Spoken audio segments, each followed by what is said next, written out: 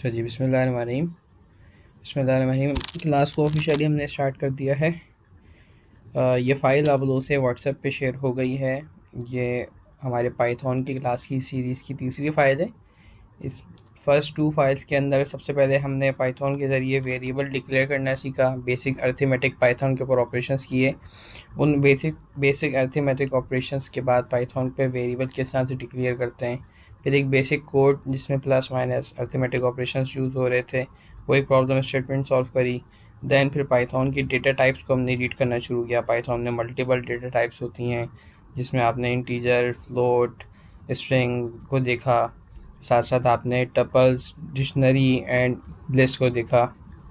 ठीक है, ये बेसिक डेटा टाइप को कवर करने के बाद आपने चेक्स वगैरह लगाए। ठीक है, एंड ऑपरेटर्स को यूज़ किया। दोनों दो चीज़ें ट्रू होंगी तो आंसर क्या होगा, ट्रू एंड फॉल्स होंगी तो आंसर क्या होगा। ठीक है, and operator, not operator or operator, इन तीनों ऑपरेटर्स को यूज़ किया। ठीक है, less than, greater than, equals to, not equals to, ये सारी कंडीशंस आपने देखी। तो ये सारी चीज़ें आप लोगों के जहन में होंगी। ठीक है, इसमें कोई बहुत ज़्यादा रॉकेट साइंस नहीं थी। यही सब चीज़ें आप लोग मैथमेटिक्स के अंदर और बाकी सब चीज़ों के अंदर भी यूज़ कर रहे होते हैं। सेम इसी तरह से आगे की जो भी चीज़ें आ रही हैं पाइथन की, वो भी वही चीज़ें होंगी जो आप बेसिक एक्सेल के ऊपर या बेसिक तरह से करते आ रहे हैं। इसमें कोई बहुत ज़्यादा एडिशनल चीज़ें नहीं हैं। ठीक है, थोड़ा सा शायद आप लोगों के लिए लिस्ट वाला और डिक्शनरी और टपल वाला कॉन्सेप्ट शायद नहीं हो, वो आई होप क्लियर हो गया हो। नहीं तो आज भी क्लास के दौरान ही मेरे पास सेकंड टैब पे ये वीडियो रिकॉर्डिंग अपलोड हो रही है। इंशाल्लाह ये अपलोड हो जाएगी तो आप लोगों से शेयर हो जाएगी, और फिर तीसरी क्लास की भी ख़त्म होते ही मैं इसको अपलोडिंग में लगा दूंगा, तो आपके पास तीनों रिकॉर्डेड लेक्चर आ जाएंगे। ठीक है, अच्छा जी, इस फाइल को थोड़ा गो थ्रू करते हैं। यहाँ पे हमारे पास पाइथन के अंदर branching using conditional statements and loops in Python. Python के अंदर ब्रांचिंग और लूप्स किस तरह से होते हैं। पाइथन के अंदर कंडीशन को डिक्लेयर करते हैं। ठीक है, इफ़ एल्स की कंडीशन हमारे पास है। ठीक है, उसके ज़रिए हम पाइथन के अंदर ब्रांचिंग करते हैं, कंडीशन ऐड करते हैं। ठीक है, साथ साथ हमारे पास पाइथन के अंदर जो है आइट्रेशंस चलती हैं, इसको हम लूप्स कहते हैं। यानी कि सीरीज़ आपके पास खुद ही रन होना शुरू हो जाती है। वो सीरीज़ दो तरह से रन हो सकती है, तो वाइल स्टेटमेंट के तहत या तो फॉर स्टेटमेंट के तहत। अब ये चीज़ें क्या होती हैं, ये बेसिक कोड हैं पाइथन के, किस तरह से लिखे जाते हैं इनको हम देखेंगे।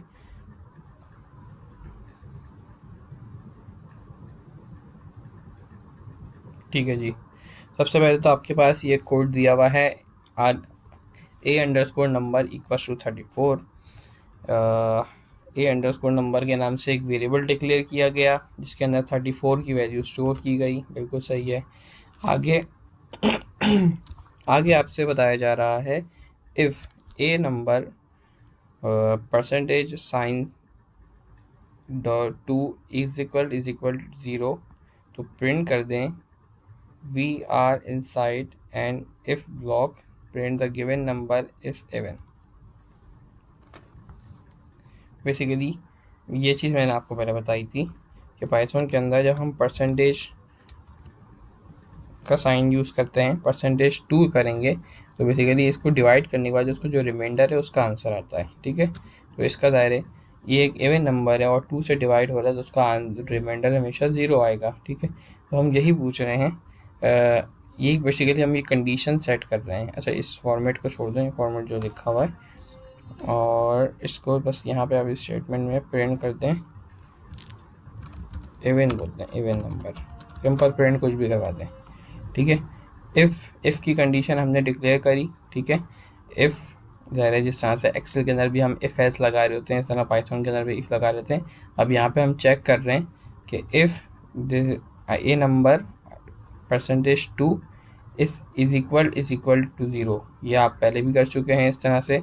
ठीक है, तो ज़ाहिर है ये आंसर अगर इसका ट्रू होगा तभी आप नीचे वाली स्टेटमेंट पे आ पाएंगे, अदरवाइज़ इसका आंसर फॉल्स होगा तो आप नीचे वाली स्टेटमेंट पर नहीं आ पाएंगे। ठीक है, अच्छा, ये कॉलन यहाँ पे यूज़ किया हुआ है। जब इफ़ की कंडीशन आपको कंप्लीट कर देनी होती है तो आपको यहाँ पे कॉलन मार्क लिखना होता है, लगाना होता है, और कॉलन मार्क के बाद जो आपको इफ़ की कंडीशन ट्रू होने के ऊपर जो आपको वैल्यू देनी होती है। ठीक है, अगर हम एक्सेल की बात करें,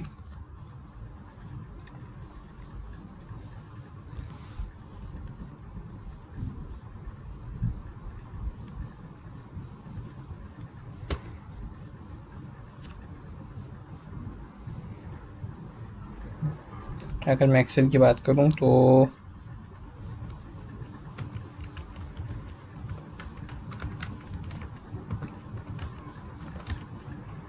क्या कह रहा था, यही नंबर लिख देते हैं, 34 लिख देता हूँ मैं। ठीक है, तो मैं यहाँ पर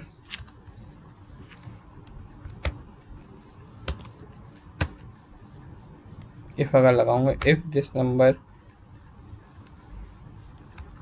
is greater than 5, let's suppose मैं एक कंडीशन दे रहा हूँ, तो कॉमा करके मैं यहाँ पे ट्रू वैल्यू देता हूँ कि आप इस पर कोई कंडीशन मार्क करते हैं, फिर कॉमा करके अगर ये कंडीशन ट्रू नहीं होती है तो इसकी फॉल्स कंडीशन में दे देता हूँ। ठीक है, तो मेरे पास ये इफ़ को एक्सेल के अंदर लगाने का एक मेथड है। ठीक है, जिस तरह से इफ़ की कंडीशन एक्सेल में लगाने का एक मेथड है कि मुझे कॉमा करके सबसे पहले इसकी ट्रू वैल्यू देनी होती है, फिर कॉमा करके इसकी फॉल्स वाली वैल्यू असाइन करनी होती है। सेम उसी तरह से पाइथन के अंदर भी इफ़ की जो ट्रू वैल्यू देने के लिए मुझे यहाँ पे कॉलन यूज़ करना होता है, और कॉलन यूज़ करने के बाद नेक्स्ट लाइन में मुझे यहाँ पर 4 स्पेसेस देनी होती हैं। मैं यहाँ पे 4 स्पेसेस दे सकता हूँ या फिर एक टैब दे सकता हूँ, यानी कि 1 2 3 4 4 स्पेसेस दूंगा, और अगर 4 स्पेस नहीं दे रहा हूँ तो मैं एक टैब दूंगा। ठीक है, अच्छा, आप लोग जो जुपिटर नोटबुक यूज़ कर रहे होंगे या फिर अगर आप कोलैब यूज़ कर रहे होंगे, तो यहाँ पर आने के बाद आप जैसे ही एंटर करेंगे तो बाय डिफ़ॉल्ट आपको कर्सर आपको इसी जगह पे लेकर आ जाएगा। ठीक है, और आपको खुद ही यहाँ पे 4 स्पेसेस ऑलरेडी मिल जाएंगी, जिसके बाद आप डायरेक्ट प्रिंट स्टेटमेंट लिख के अपनी वर्किंग कर दें। ठीक है, इससे सारा ज़ाहिर होता है कि ये इफ़ की कंडीशन यहाँ तक आपकी कंप्लीट हो रही है कि इफ़ की ट्रू कंडीशन ये रही और हमने इफ़ की फॉल्स कंडीशन नहीं दी हुई। तो अगर मैं इस स्टेटमेंट को रन करता हूँ तो मेरे पास आंसर इवन नंबर लिखा हुआ आ जाएगा। क्यों? क्योंकि मेरी कंडीशन ऊपर ट्रू हो रही है। अगर मैं इस कंडीशन को ट्रू के बजाय कुछ और नंबर से असाइन कर देता हूँ तो आंसर कुछ भी नहीं आएगा, क्योंकि मैंने कोई फॉल्स स्टेटमेंट नहीं दी हुई, तो ये यहीं पर ही आके एग्जीक्यूट होकर रुक गया और उसको कोई भी नीचे उसको उसको ये जो चेक लगा हुआ था वो चेक कंप्लीट नहीं हो सका। ठीक है, जब ये चेक कंप्लीट हो गए तभी नीचे वाली लाइन पर आएगा और इसका प्रिंट नंबर जो है, प्रिंट जो वैल्यू हमने पास की हुई है, जो हमने प्रिंट का एक फंक्शन यूज़ करके एक नंबर एक चीज़ प्रिंट करवाई हुई है, इवेंट नंबर के नाम से एक सेंटेंस प्रिंट करवाया हुआ है, वो सेंटेंस प्रिंट हो पाएगा।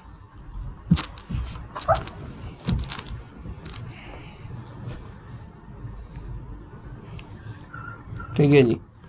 अच्छा, ये इसको भी जो फॉर्मेट इस तरह से लिखा हुआ है इसको हटा दें, ये थोड़ा सा आप लोगों के लिए कंफ्यूजिंग हो जाएगा।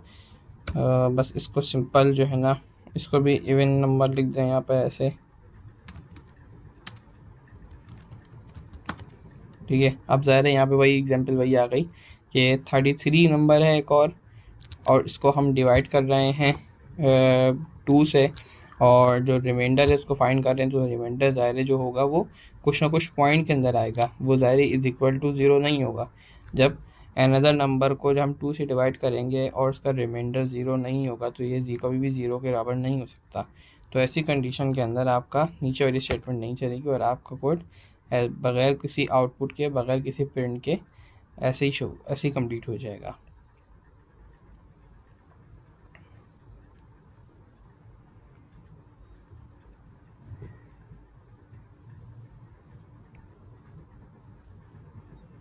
ठीक है, अच्छा, नीचे जो कोड है वो आप एक मतलब ऐसे ही रन करके देख लें। ये बेसिकली ये जो फॉर्मेट इस तरह से लिखा हुआ है, ये इस तरह से फॉर्मेट लिखा हुआ है ताकि आप इस नंबर को इसी तरह से प्रिंट कर सकें। ठीक है, ये एक्सेल ये पाइथन के अंदर इस तरह से हम फॉर्मेटिंग करके लिख सकते हैं, और वो जो नंबर हमने वेरिएबल के अंदर असाइन किया है वो प्रिंट के अंदर भी लेकर आ सकते हैं।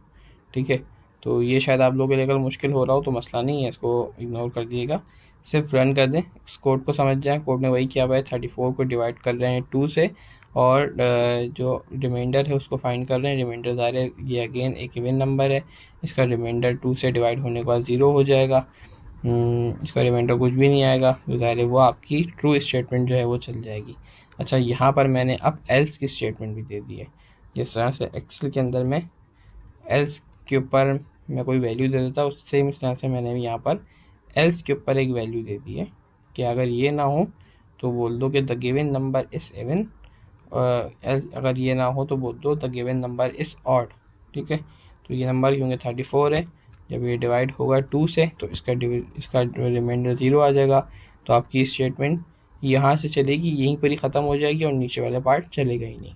ठीक है, और लेट्स सपोज अगर आपका नंबर 33 हो जाता है और आप यही कोड चलाते हैं तो क्या होगा। अब आपका क्योंकि इसने यहाँ पे चेक किया अनदर नंबर जो कि 33 है डिवाइड बाय 2 हुआ, ज़ाहिर है एक और नंबर 2 से डिवाइड हो रहा है तो इसके अंदर कुछ ना कुछ रिमाइंडर बचेगा पॉइंट समथिंग।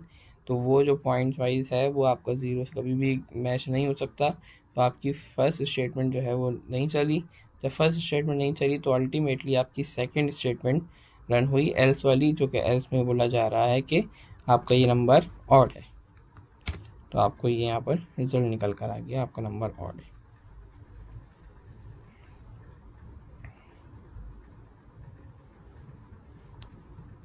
ठीक है, अब आप क्योंकि पढ़ चुके हैं पाइथन के अंदर टपल्स को, मैंने एक टपल डिक्लेयर कराया 3 मस्किटियर्स। ठीक है, और इसके बाद मैं एक वेरिएबल असाइन कर रहा हूँ जिसके अंदर मैं एक और नाम कोई दे रहा हूँ। ठीक है, इस नाम को ऐड करने के बाद अब मैं अगर कंडीशन ये लगा रहा हूँ कि if a candidate in the in the 3 musketeers, तो आप प्रिंट कर दें कि ये एक मस्किटियर है, नहीं तो इट्स नॉट अ मस्किटियर। आप ये सिंपल प्रिंट कर दें। तो क्योंकि आपकी जो आपका जो सेट है, जो आपका टपल है वो फिक्स्ड है और इसके अंदर ये चीज़ ऐड नहीं हुई, तो जब आप ये कोड रन करेंगे तो आप इस जो ट्रू वाली स्टेटमेंट है वो आपकी कवर नहीं हो पाएगी, बल्कि ये चीज़ आपकी फॉल्स स्टेटमेंट में आके गिर जाएगी। ठीक है जी। अच्छा, ये तो इफ़ और एल्स आपको समझ में आ गया, बेसिक है। आगे जब चल रहे हैं तो हमारे पास इफ़ और एल्स के दरमियान एक चीज़ और आती है जिसको हम एल इफ़ कहते हैं। एल इफ़ क्या होती है कि इस चीज़ को हम एक्सेल के अंदर भी ज़ाहिर कर रहे होते हैं एल इफ़ को। अगर मैं आपको कोई एग्जांपल दिखाऊं,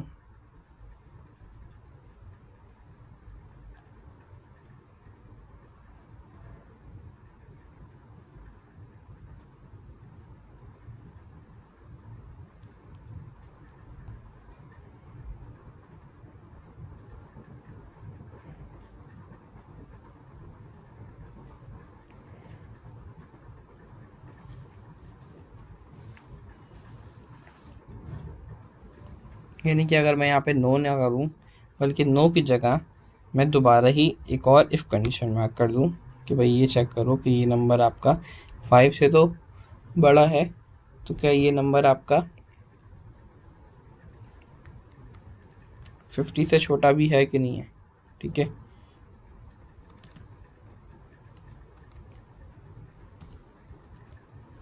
सॉरी मैं एक थोड़ा सा कन्फ्यूजन हो जाएगी आपकी। मैं एक बेसिक डेटा सेट अपने पास खोल लेता हूँ और उसके बाद आप लोगों को ये चीज़ दिखाता हूँ।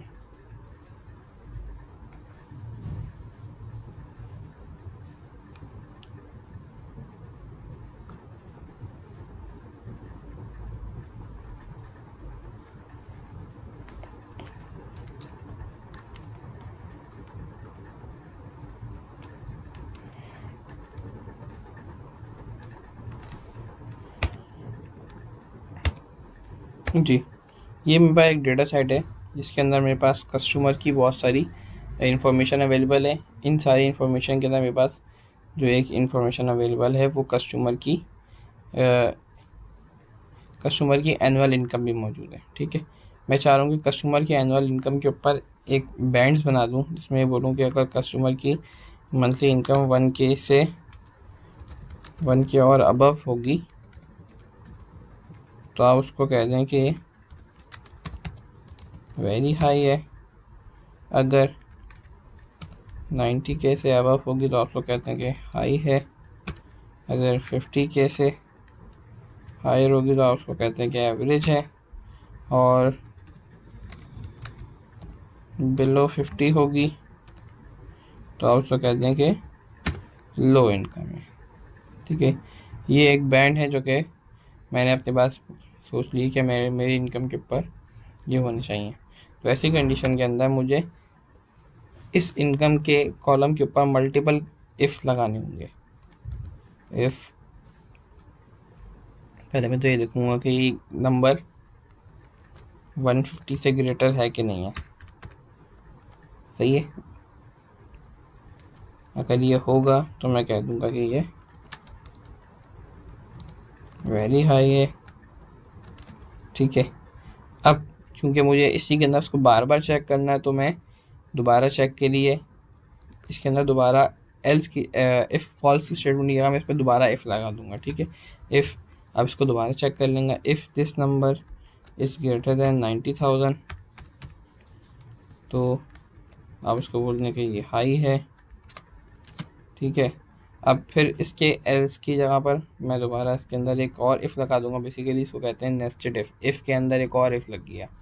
ठीक है, अगर अगर अगर अगर आपको आप उसके अंदर वैल्यूज़ पे वैल्यूज ऐड करे जा रहे हैं। ठीक है, अगर ये वैल्यू ग्रेटर देन 50,000 है तो आप इसको कह दें एवरेज, अदरवाइज आप इसको कह दें लो।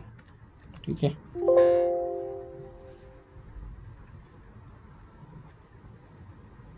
ये साथ में मैंने ब्रैकेट दोनों मज़ीद बंद किए और अपने वैल्यूज़ को एंटर किया तो मेरे पास यहाँ पर एवरेज, हाई, लो, ठीक है, मेरे पास जितने भी इनकम के बैंड जो मैं बनाना चाहता था मेरे पास बनकर आ गए। तो यही सेम वर्किंग पाइथन के अंदर भी आसानी से हो जाती है। ठीक है, हमने एक वेरिएबल डिक्लेयर किया है टुडे के नाम से, जिसके अंदर हमने वेडनेसडे को ऐड कर दिया। ठीक है, अब हम यहाँ पे चेक कर रहे हैं if today is equal to Sunday. ठीक है, today is the day of sun. ठीक है, एलिफ हम कह रहे हैं कि today is Monday, today is the day of moon. Elif today is equal to Tuesday, today is the day of Tyr, तो गॉड ऑफ वॉर। ये हमने सिंपल स्टेटमेंट वगैरह दी हुई है। ठीक है, हर दिन को कुछ ना कुछ दिन बनाया हुआ है। तो वेडनेसडे, थर्सडे, फ्राइडे, सैटरडे, तो हर दिन का हमने एक स्टेटमेंट दी हुई है। तो हमारा क्योंकि हमने टुडे के अंदर वेडनेसडे सेव किया हुआ है, अब जब हम इफ़ की कंडीशन प्रिंट कर रहे हैं तो ये इफ़ के ऊपर आके टुडे पे चेक करेगा। अगर टुडे संडे को ट्रू हो जाएगा तो ये स्टेटमेंट प्रिंट कर देगा, नहीं तो ये चेक करेगा टुडे के ऊपर एल इफ़ यानी कि दोबारा इफ़ के ऊपर इफ़ चेक करेगा कि ये मंडे तो नहीं है। मंडे होगा तो ये स्टेटमेंट प्रिंट कर देगा, नहीं तो फ़ौरन नीचे आ जाएगा, इस पर आ जाएगा, चेक करेगा ये ट्यूसडे तो नहीं है। ट्यूसडे होगी तो ये स्टेटमेंट प्रिंट कर देगा, नहीं तो ये चेक कर लेगा। अगर उसको वेडनेसडे मिल जाएगा तो ये स्टेटमेंट प्रिंट कर देगा। ठीक है, लेट्स सपोज वेडनेसडे भी नहीं मिलता है, थर्सडे मिलता है, फ्राइडे मिलता है, जो भी मिलता है जिस जगह पे भी आके मिलता है ये आपको उस जगह पे लाके वैल्यू दे देगा और नीचे का कोड चलाना रोक देगा। ठीक है, और अगर कोई भी चीज़ इसको ट्रू नहीं मिलती है तो ज़ाहिर है आपका कोई भी आउटपुट नहीं आएगा और कोड खाली ही रन हो जाएगा। ठीक है, यह हमारे पास क्योंकि हमने वेडनेसडे सेट किया हुआ है तो जब ये वेडनेसडे वाली जगह पर आया, लाइन नंबर 7 पे आया, तो यहाँ पर इसको वैल्यू ट्रू हो गई और जब वैल्यू यहाँ पे ट्रू हुई तो ये वाली स्टेटमेंट आपकी प्रिंट हो गई और बकिया कोड आपका चलना बंद हो गया। सेम इसी तरह से एक और एग्जाम्पल आपके पास है। एक नंबर हमने डिसाइड कर दिया 15, उसको एक वेरिएबल असाइन कर दिया। उस नंबर को जो हम 2 से डिवाइड कर रहे हैं, ज़ाहिर है एक और नंबर को हम 2 से डिवाइड कर रहे हैं तो आंसर कभी भी आपका 0 नहीं आएगा। तो जब लेकिन हम इसको कंडीशन लगा कि इज इक्वल टू 0 कह रहे हैं तो ज़ाहिर है आपकी वर्किंग यहाँ पर ये वाला हिस्सा प्रिंट नहीं हो पाएगा कि 15 इज़ डिविजिबल बाई 2। ठीक है, लेकिन ये जब 3 पे आएगा तो हम यहाँ पर इसको डिवाइड कर सकते हैं कि 15 को 3 से, जिससे आपका आंसर इज इक्वल टू 2 आ सकता है रिमाइंडर। ठीक है, तो आपका प्रिंट ये वाली स्टेटमेंट हो जाएगी कि 15 इज़ डिविजिबल बाई 3।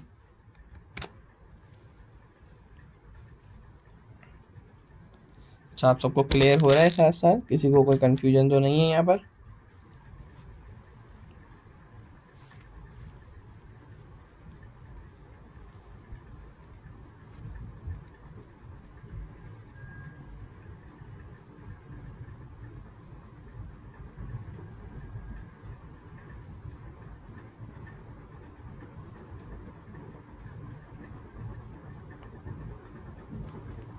अब में से किसी को कोई कन्फ्यूजन तो नहीं है? चीज़ें क्लियर हो रही हैं साथ साथ?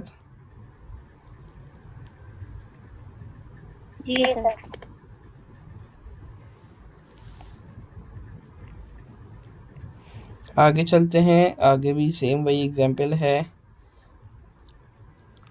अच्छा, अब क्या हुआ है, अब हमने किया ये कि हमने एल इफ़ को यूज़ नहीं किया, बल्कि एल इफ़ के बजाय हमने इफ़ ही को यूज़ कर लिया। तो इफ़ को यूज़ करेंगे तो देखें, इफ़ की ये जो एल इफ़ है वो इफ़ का ही पार्ट है, ठीक है। एल इफ़ तभी चलेगा कि जब आपका इफ़ नहीं चलेगा, ठीक है। लेकिन इफ़ के बाद अगर आप दोबारा इफ़ यूज़ कर लेंगे तो क्या होगा, ये तो इफ़ एक अपनी जगह एक इफ़ है, ये तो चलेगा चलेगा, ये भी चलेगा और ये भी चलेगा। हमने ये सेम कोड लिखा हुआ है, लेकिन फ़र्क ये है कि इसके अंदर हमने इफ़ के बाद एलिफ एलिफ एलिफ लिखा हुआ था, और यहाँ पर हमने इफ़ के बाद इफ़ लिखा हुआ है। बेसिकली एलिफ इफ़ ही होता है, लेकिन एलिफ इफ़ में तभी चल पाता है जब इफ़ कंडीशन फेल हो और आपको एल्स के अंदर मल्टीपल कंडीशंस देनी हो। जिस तरह से यहाँ पे हम एक्सेल के अंदर मल्टीपल कंडीशंस दे रहे थे कि अगर ये स्टेटमेंट नहीं हो तो ज़रा ये चेक कर लो, अगर ये सही नहीं हो तो ये चेक कर लो, और अगर ये भी सही नहीं हो तो फिर ये कर लो, ठीक है। ये जो हम मल्टीपल कंडीशंस उसको दे रहे थे, तो यही सेम चीज़ हम यहाँ पर भी दे रहे हैं, ठीक है। अगर ये नहीं चलेगा तो ये यहाँ पर आएगा, ये नहीं चलेगा तो ये यहाँ पर आएगा, और ये नहीं चलेगा तो यहाँ पर आ जाएगा। लेकिन अगर हम बार बार यहाँ पे इफ़ लिखेंगे, क्योंकि एक्सेल के अंदर एल इफ़ का कोई कॉन्सेप्ट नहीं है, हम एल इफ़ एल्स की जगह ही इफ़ लगाकर उसको एल इफ़ बना देते हैं, ठीक है। लेकिन पाइथन के अंदर इफ़ को हम दो दफ़ा अलग अलग दफ़ा कॉल कर सकते हैं, ठीक है। ये आपने एक इफ़ चलाया जो कि यहाँ कंप्लीट हो गया, ये एक दूसरा इफ़ है जो यहाँ कंप्लीट हो रहा है, ये एक तीसरा इफ़ है जो यहाँ कंप्लीट हो रहा है, ये एक चौथा इफ़ है जो यहाँ कंप्लीट हो रहा है। इनमें से जो जो इफ़ ट्रू नहीं हो पा रहा होगा वो उसका नीचे वाला एरिया प्रिंट नहीं होगा।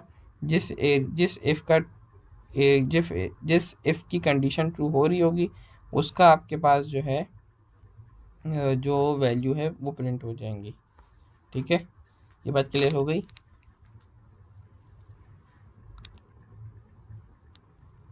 जी सर।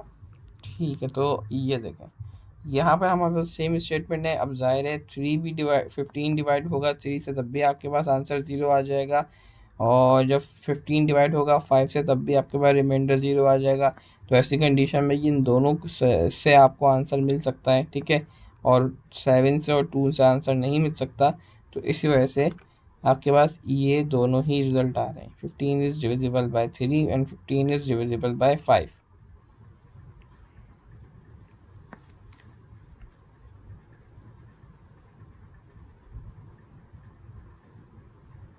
ठीक है। अच्छा, एल इफ़, अच्छा ऊपर वाली कंडीशन में हमने खाली इफ़ के बाद एलिफ दिया था, हम ऐसा भी कर सकते हैं कि इफ़ के बाद एलिफ दें और सबसे लास्ट में हम एल्स भी दे सकते हैं, ठीक है। जिस तरह से हमने इस स्टेटमेंट के अंदर सबसे लास्ट में जो वैल्यू लिखी थी ये एल इफ़ की नहीं थी, ठीक है, ये एल्स की थी। यानी कि यहाँ पर हम बेसिकली इस जगह को हम इफ़ कह रहे थे, इसको हम एल इफ़ कह रहे थे, इसको हम भी एल इफ़ कह रहे थे, और फिर इसको हम सिर्फ एल कह रहे हैं कि अगर ये ना हो तो ये करो, ये ना हो तो ये करो, नहीं तो ये कर दो, ठीक है। यानी कि अगर मेरे किसी भी कॉलम के अंदर कोई वैल्यू ब्लैंक हो जाती है तो मेरा स्टेटमेंट उसको लो कर देगा, ठीक है। आपके सामने यहाँ पे वैल्यू लो हो गई, ठीक है, जबकि इसको लो नहीं बोलना चाहिए। मैंने तो यहाँ कोई इनकम ही नहीं थी, तो उसने मुझे इनकम लेवल लो कैसे दे दिया। लो इनकम लेवल लो इस वजह से दिया है क्योंकि एज़ पर कंडीशन ये फार्मूला के अंदर किसी भी इफ़ पे लाई नहीं कर रहा था, तो एल्स पे ही लाई कर गया। ज़ाहिर जब कहीं पर भी लाई नहीं किया, तो जो मैं एल्स कंडीशन बोल रहा हूँ कि अगर ये ना हो तो ये चेक करो, ये ना हो तो ये चेक करो, ये ना हो तो ये बोल दो उसको। तो मैं उसको खुद ही बोल रहा हूँ कि जब ये भी ना हो ना कि अगर ये वैल्यूज़ 50,000 से ग्रेटर नहीं हो तो आप इसको लो कैटेगराइज कर दो, ठीक है, मैं खुद बोल रहा हूँ। तो जब मैं इसको एल्स स्टेटमेंट के अंदर चीज़ ही ऐसी लिख रहा हूँ कि जिससे ये अगर कोई वैल्यू नहीं हो तो उसको लो बना देगा, तो जो है सेम इसी तरह से आपके पास यहाँ पर एल्स की कंडीशन है, ठीक है, कि आप यहाँ पर इफ़ दें, एलिफ दें, अगर इन सबसे नहीं हो पा रहा है तो आप एक स्टेटमेंट प्रिंट करा दें एल्स के अंदर कि all checks are failed, 15 is not divisible, 49 is not divisible by 2 3 और 5, ठीक है। ये एक नंबर हमने डिक्लेयर करवाया 49 का, इसको हम 2 से चेक कर रहे हैं, ज़ाहिर है ये 2 से भी नहीं हो पाएगा, 3 से भी नहीं होगा, 5 से भी नहीं होगा। हाँ, ये 7 से होता है, लेकिन हमने 7 की कोई कंडीशन नहीं दी हुई यहाँ पर।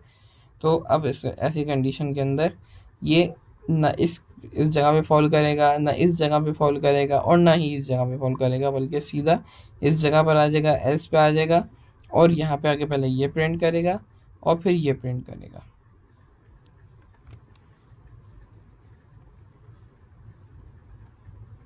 Okay sir. अच्छा, ऑपरेटर्स आप ऑलरेडी देख चुके हैं, ठीक है। कंडीशंस के ऊपर आपने एंड और की कंडीशन साथ में यूज़ की थी।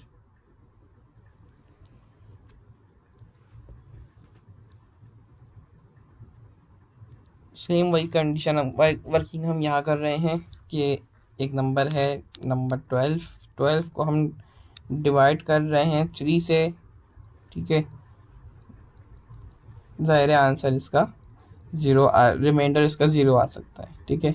और यही नंबर है 12, इसको 5 से डिवाइड कर रहे हैं, ज़ाहिर है 5 से डिवाइड करेंगे तो इसका रिमाइंडर 0 नहीं आएगा, बल्कि कुछ और नंबर आएगा। तो ऐसी कंडीशन में क्योंकि हमने बीच में एंड यूज़ किया हुआ है, तो ये अब तक ये दोनों कंडीशंस ट्रू नहीं होंगी, मेरे पास ट्रू नहीं आएगा। आप और लास्ट क्लास में ऑलरेडी इस चीज़ को कवर कर चुके हैं। तो ऐसी कंडीशन के अंदर आप जो है आपका ये वाली स्टेटमेंट इफ़ की ट्रू नहीं हो पाएगी, क्योंकि ज़ाहिर है दूसरी कंडीशन फॉलो हो रही है। जब दोनों ट्रू होंगी, एंड के दोनों साइड पे ट्रू होगा, तभी नीचे वैल्यू आपकी ट्रू वाली आएगी, अदरवाइज़ आप एलिफ पे फ़ौरन आ जाएंगे। और एलिफ के साथ आपने लगाया हुआ है नॉट। सही है। नॉट क्या काम कर रहा था आपका? नॉट ये कर रहा था कि जो वैल्यू आपकी आ रही थी उसको रिवर्ट कर रहा था, ठीक है। यानी कि अगर ट्रू वैल्यू थी तो उसको फॉल्स कह रहा था, जो फॉल्स वैल्यू थी उसको ट्रू कह रहा था। ये नंबर जो कि 5 से डिवाइड होगा उसका रिमाइंडर 0 नहीं होगा, तो ये कभी भी चेक आपका ट्रू नहीं हो सकता। तो इस जगह से जो मेरा रिज़ल्ट बनेगा वो बनेगा फॉल्स। इस जगह से जो मेरे पास रिज़ल्ट बनेगा वो बनेगा फॉल्स। ये फॉल्स जब नॉट से जाके टकराएगा तो फॉल्स कन्वर्ट हो जाएगा ट्रू में, ठीक है। जब एलिफ के पास ट्रू आएगा तो ज़ाहिर है वो इस चीज़ को प्रिंट कर देगा नीचे वाले को, ठीक है। और हमने यहाँ पे ये लिखा हुआ है कि this number is not divisible bye 5,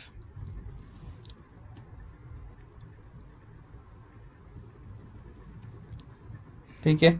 मतलब कि हम एक नंबर को पहले 3 और 5 दोनों से डिवाइड करके देख रहे हैं। अगर वो हो जाता है तो हम उसको पहली वाली वैल्यू को कॉल कर लेंगे, नहीं तो हम इसको सिर्फ 5 से डिवाइड करके देख रहे हैं। अगर वो हो रहा है तो हम, अगर वो नहीं हो रहा तो फिर हम वो भी बता देंगे कि ये नंबर 5 से डिवाइड नहीं हो रहा, ठीक है।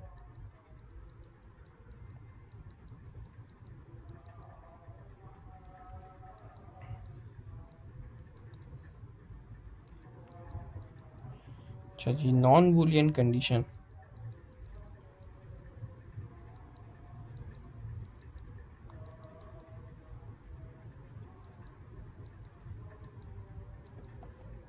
अच्छा जी, सही। इस पार्ट को मैंने आपको शायद लास्ट टाइम भी स्किप करवा दिया था।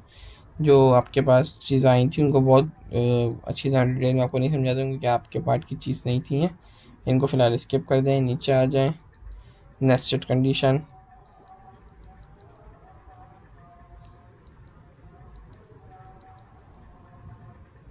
ठीक। नेस्टेड कंडीशन को देख लेते हैं। आपके पास एक नंबर है 15।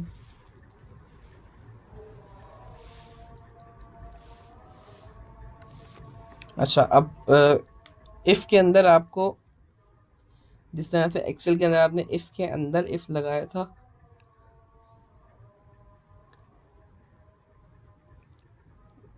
वो नेस्टेड इफ़ की एग्जाम्पल थी, क्योंकि एक्सेल के अंदर क्योंकि एल्स नहीं होता, तो आपको ज़ाहिर है इफ़ के अंदर एल्स की जगह पर इफ़ लगाना होता है। लेकिन यहाँ पर आप इफ़ के अंदर इफ़ लगा सकते हैं, यानी कि अगर एक कंडीशन ट्रू हो रही है तो हम मज़ीद उसके अंदर उसकी मज़ीद चेक्स को देख सकते हैं। और अगर हम ऐसा नहीं कर रहे हैं, ये वाला एरिया हमारा ट्रू नहीं हो रहा है, तो फिर हम जाके फॉल्स की कैटेगरी में लाई करेंगे।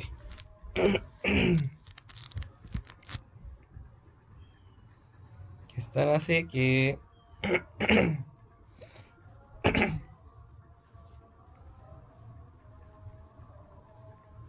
ये इस तरह से कि हमारे पास एक नंबर है 15 और इस 15 को हम डिवाइड कर रहे हैं 2 से, जो कि रिमाइंडर हमारे पास कभी भी ज़ीरो नहीं आएगा बल्कि ज़ीरो से बड़ा ही कुछ नंबर होगा। तो ज़ाहिर है जब हमारी ये इफ़ कंडीशन ट्रू नहीं हुई तो हमारे पास ये स्टेटमेंट पेरेंट भी नहीं होगी। जब ये स्टेटमेंट पेरेंट नहीं होगी तो इसके नीचे का जितना भी कोड है वो सब भी रन नहीं होगा। ठीक है, यहाँ मैंने क्या किया हुआ है, इस नंबर के ऊपर मज़ीद एक और इफ़ लगाया हुआ है, इफ़ के अंदर एक और इफ़ लगाया हुआ है और ये बोला हुआ है कि if number is divided bye 3 तो उसका रिमाइंडर 0 होना चाहिए। ठीक है,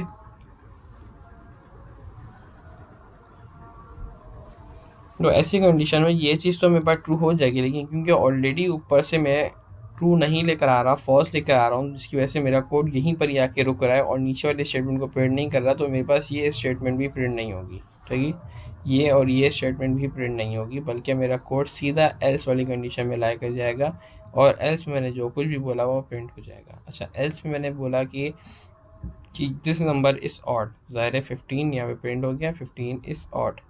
और अब इसके ऊपर मज़ीद एक चेक मैंने लगाया हुआ है, एल्स के अंदर इफ़ लगा दिया। ठीक है, मैं यहाँ एल्स के अंदर भी इफ़ लगा सकता हूँ, फिर मज़ीद इस वाले इफ़ के अंदर भी एक और इफ़ और मज़ीद उसके अंदर भी इफ़ लगा सकता हूँ। ठीक है, अगर मैं मल्टीपल तरह से चीज़ों को अपनी चेक करना चाह रहा हूँ तो बेसिकली जो प्रोग्राम होते हैं, जो कोड्स होते हैं या जो भी आपका सॉफ्टवेयर होता है वो ये इस एल्फ जो है इफ़ एल्स की बेसिस के ऊपर ही वर्क कर रहा होता है।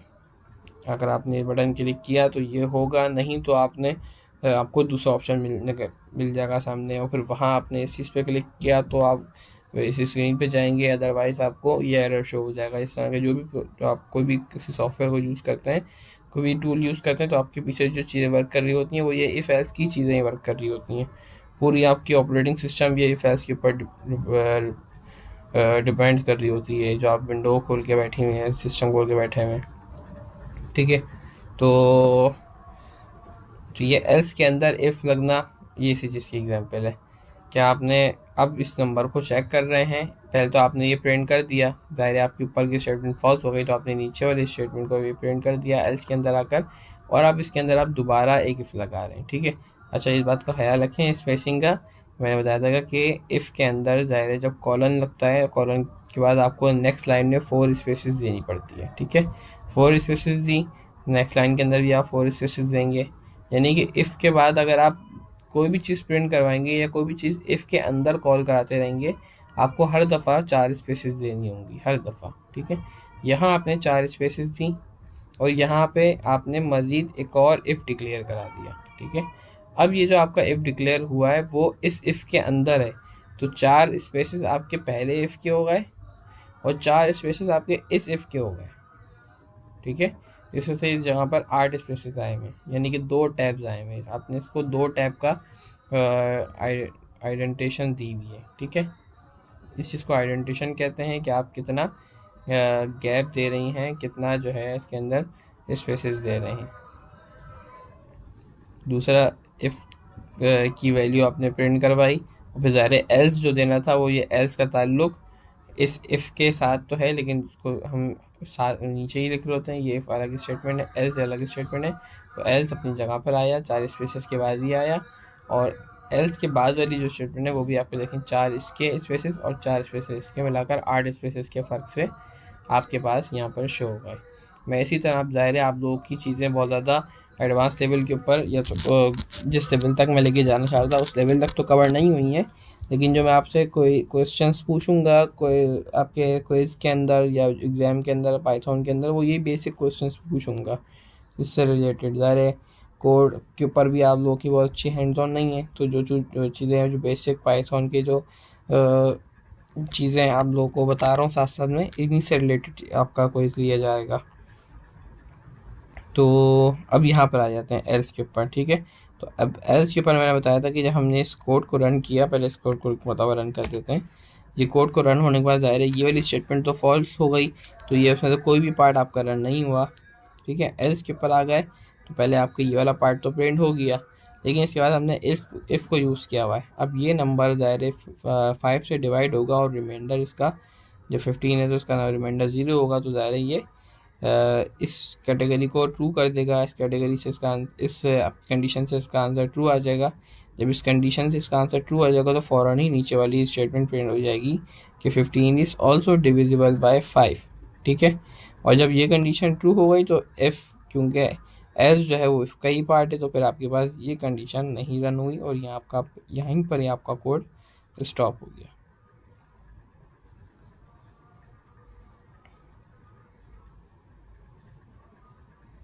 ठीक है, ये 8 स्पेसेस वाली बात ही मैं आपको बता रहा था।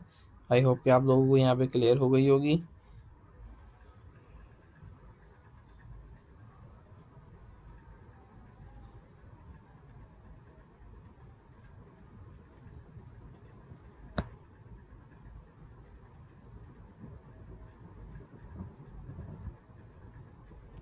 अच्छा जी, इस पार्ट को छोड़ दें चाहे तो। ये भी इफ़ ही, अच्छा ये एक बेसिक उन्होंने किया हुआ है कि एक और इफ़ आपको लगा के दिखाया कि इफ़ अ नंबर इस डिवाइडेड बाई 2 नंबर में 13 है, इसका रिमाइंडर दायरे कभी भी 0 नहीं होगा, 0 से बड़ा होगा। तो ये आपने प्रिंट करवा दिया, प्रिंट नहीं करवाया बेसिकली, एक वेरिएबल बना के उसके अंदर एक वैल्यू स्टोर करा दी एवन। ठीक है, अदरवाइज उसी वेरिएबल के अंदर दूसरी वैल्यू स्टोर करा दी और, तो जब ये कोड रन होगा तो ज़ाहिर है यहाँ पर ये कंडीशन फुलफिल नहीं होगी, तो वेरिएबल के अंदर वैल्यू ये वाली स्टोर नहीं होगी बल्कि फ़ौरन एल्स के ऊपर आ जाएगा और वेरिएबल के अंदर ये वाली वैल्यू असाइन हो जाएगी। ठीक है, और आखिर में हमने यही प्रिंट किया हुआ है कि जो वैल्यू है वो प्रिंट हो जाए।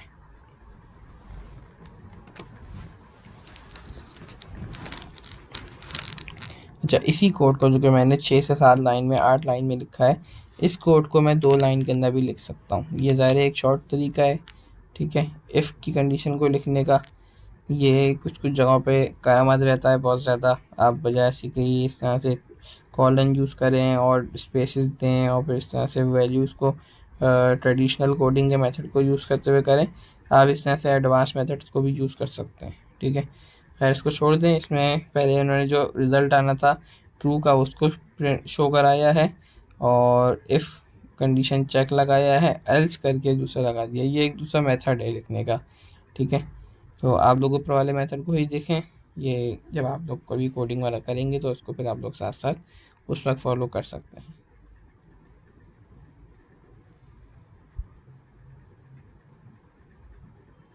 अच्छा, ये एक बात ये कि जो इफ़ से जो रिज़ल्ट आने वाला है, ठीक है, वो कभी भी किसी वेरिएबल में स्टोर नहीं हो सकता।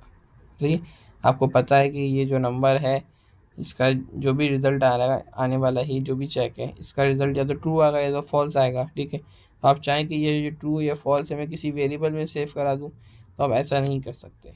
ठीक है, फ़ौरन आपके पास यहाँ पे एरर आ जाएगा कि आपने सिंटैक्स सही नहीं लिखा है। सिंटैक्स एरर आपके पास आ जाएगा यहाँ पर लगा हुआ।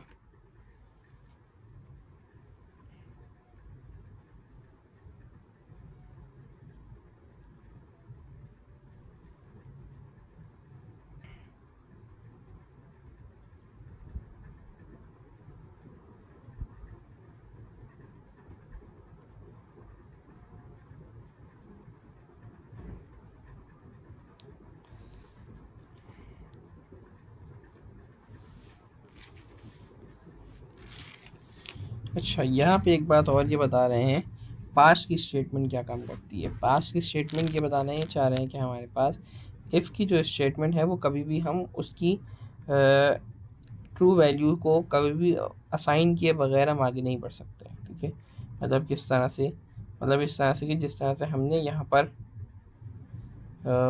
एक्सेल के अंदर पहले एक कंडीशन डिफ़ाइन करी और उस कंडीशन को डिफ़ाइन करने के बाद, चलो मैं इस जगह के ऊपर दोबारा फार्मूला का लिखता हूँ, if this value is greater than 150, तो अब मैं चाहूँ कि इसको कोई ट्रू वैल्यू नहीं दूँ बल्कि ट्रू वैल्यू को इग्नोर करते हुए फॉल्स पे पहुँच जाऊँ, तो मैं कॉमा करके फॉल्स के ऊपर आ जाता हूँ। पता नहीं मेरे पास यहाँ एक्सेल में इसको किस तरह से करता है, देख लेते हैं। इधर भी मैं चाहूँ कि ट्रू वैल्यू ना दूँ और फॉल्स दे दूँ, सारी डायरेक्ट, ठीक है। चलो मैं इसको इफ़ कंडीशन नहीं देखता, बल्कि सिंपल एक ही कंडीशन लगा दो। मैंने यहाँ पे ट्रू वैल्यू नहीं दी और सिंपल फॉल्स पे आके इसको बोल देता हूँ नो वैल्यू बोल देता हूँ, ठीक है।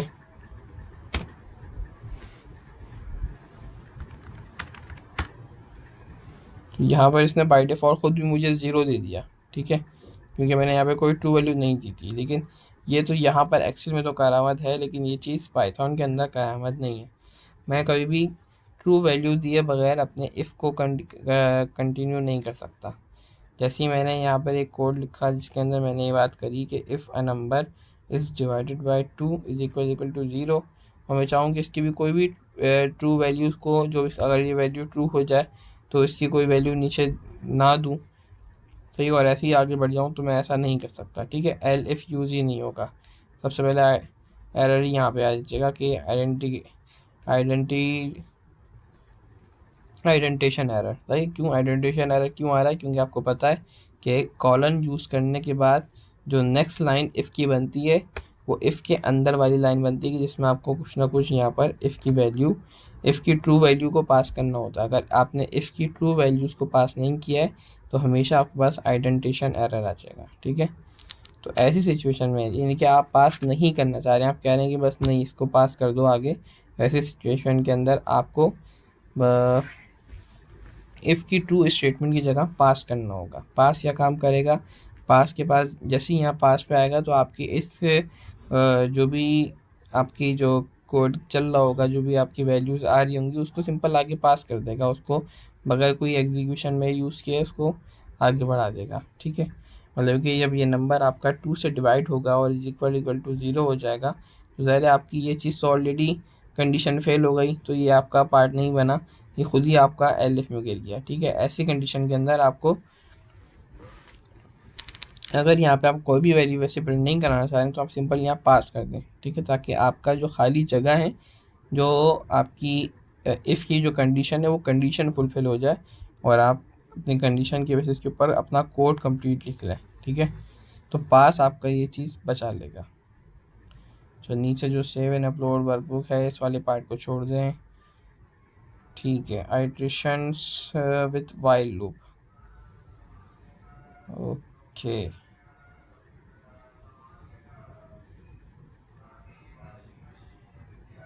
ठीक है। Iteration with while loop result आई।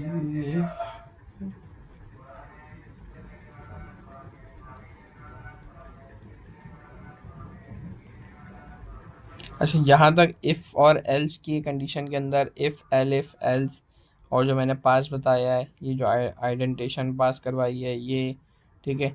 इसके अंदर किसी को कोई कन्फ्यूजन है? क्योंकि इसके बाद हमारे पास कंडीशनल, इसके बाद हमारे पास जो है वो लूपिंग वाला काम शुरू हो रहा है, आइट्रेशंस वाला काम शुरू हो रहा है। तो उससे पहले ये वाली चीज़ें को क्लियर होना ज़रूरी है। ये वाली सारा पार्ट आप सबका क्लियर हो गया है?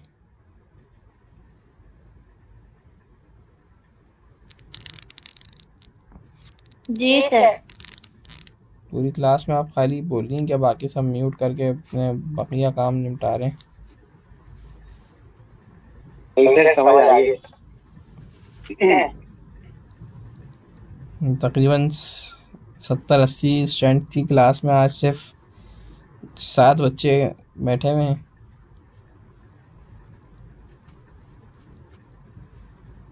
जबकि सीआर्स ने आपको मैसेज किया था, मैंने कहा भी था कि ये क्लास में काफ़ी इम्पोर्टेंट है। खैर जो नहीं आए फिर उनकी अटेंडेंस पे ज़ाहिर है मैं फिर उसको उस तरह से ही डील करूँगा।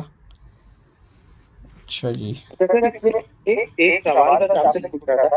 आपने कहा था कि जब आप इसका क्विज देंगे तो उसमें आप जो है सवाल हमसे उसी तरह पूछेंगे, तो जो सवाल आप पूछेंगे वो क्यूरी बेस्ड होंगे या सिर्फ आंसर बेस्ड होंगे? यानी इस पे भी हमें पाइथन पे क्यूरी लगानी पड़ेगी जिस तरह हम लोग एसक्यूएल पे लगा रहे थे? कुछ कुछ पे लगानी होंगी, कुछ कुछ के आंसर आ रही है। एसक्यूएल के अंदर मैंने आपको कुछ एमसीक्यूज आपको दे दिए थे जिसके आप आंसर डायरेक्टली लिख पा रहे थे, और कुछ ऐसे थे कि जिनका आपको क्वेरी लिखनी थी, कुछ ऐसे थे जिनका आपको कोड लिखना था। सेम इसी मेथड से आपको यहाँ इसका भी मिल जाएगा कि कुछ आपको प्रॉब्लम स्टेटमेंट दे दूंगा कि भाई इसका कोड बना के दे दें, ठीक है, तो आप बेसिक कोड बना के दे देंगे। कुछ आपसे बोलूँगा कि भाई ये जो कोड बना हुआ है इसका आंसर क्या है, तो वो कोड आप अपने कहीं पाइथन पे आप कहीं अपनी बार रन करके देख लेंगे, उसका जो भी आंसर आ रहा होगा मुझे आंसर बता देंगे, ठीक है।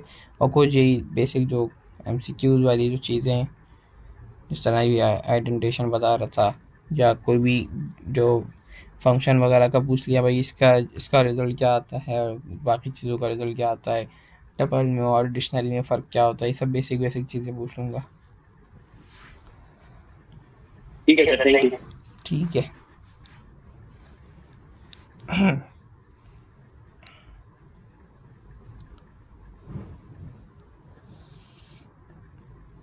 अच्छा जी, लेस देन 100। अच्छा देखिए दो, अब हम क्या करने जा रहे हैं, अब हम लूप के ऊपर बढ़ रहे हैं कि लूप क्या काम करता है, ठीक है। आइट्रेशन कर रहे हैं वाइल लूप के थ्रू।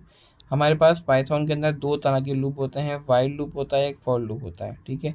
वाइल लूप किस तरह से वर्क करता है, वाइल लूप अपनी कंडीशन के ऊपर वर्क करता है, ठीक है। जब तक उसकी वो कंडीशन ट्रू नहीं हो जाती, वो जब तक वर्क करता रहता है, करता है। जैसे ही उसकी कंडीशन ट्रू हो जाती है, वो काम करना बंद कर देता है, ठीक है।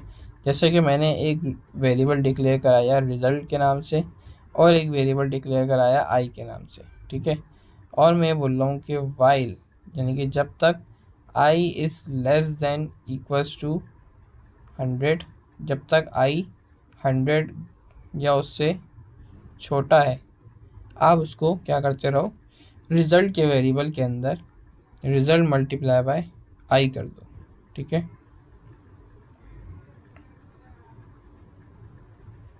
और फिर क्या करो कि आप उसके अंदर आई के अंदर 1 प्लस कर दो। फर्स्ट आइट्रेशन जब चलेगी तो आपके पास क्या रिज़ल्ट आएगा, रिज़ल्ट के अंदर आप तो आपका रिज़ल्ट मल्टीप्लाई 1 ही हो गया, और आपके पास जो है आई के अंदर वैल्यू 2 हो गई, ठीक है। ये फिर यहाँ पे आप इसने चेक किया कि आपका ये जो वैल्यू आई है वो जो है 2 है, जो कि आपका लेस देन इक्वल टू 100 है। जब तक वैल्यू ट्रू है जब तक ये रन हो रहा है, जैसे इसकी वैल्यू फॉल्स हो जाएगी वो रन होना बंद हो जाएगा। शायद मैंने उसको उल्टा बोला था, लेकिन ये अब सही बता रहा हूँ मैं। खैर इस थोड़ी एग्जाम्पल को छोड़ देते हैं, थोड़ा सा आप लोगों के लिए मुश्किल हो जाएगी ये एग्जाम्पल, आसान एग्जाम्पल के ऊपर आ जाते हैं। जी अच्छा जनाब, ये भी एग्जाम्पल छोड़ दें, इस पर आ जाते हैं।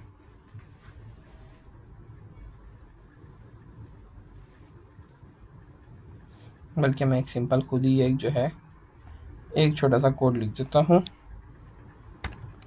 I equals to 1। अब मैं यहाँ पर एक सिंपल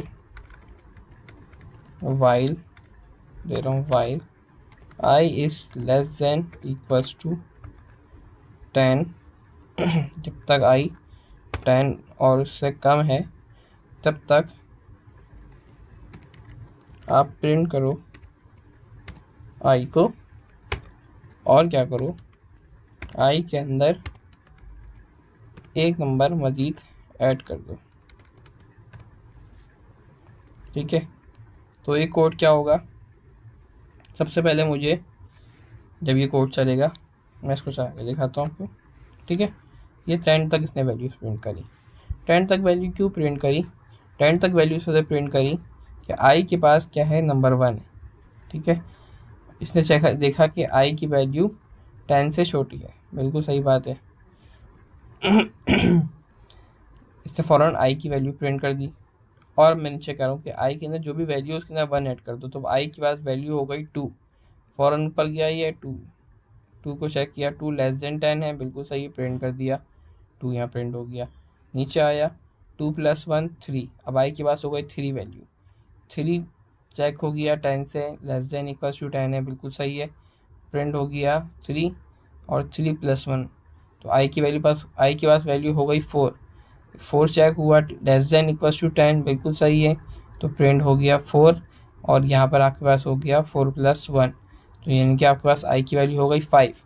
यह 5 गया आपके पास, चेक हो गया less than equal to 10, print हो गया 5, और नीचे हो गया 5 + 1 6, दोबारा ऊपर गया 6 less than equals to 10, print हो गया 6, और यहाँ 6 + 1 इक्वल्स टू 7।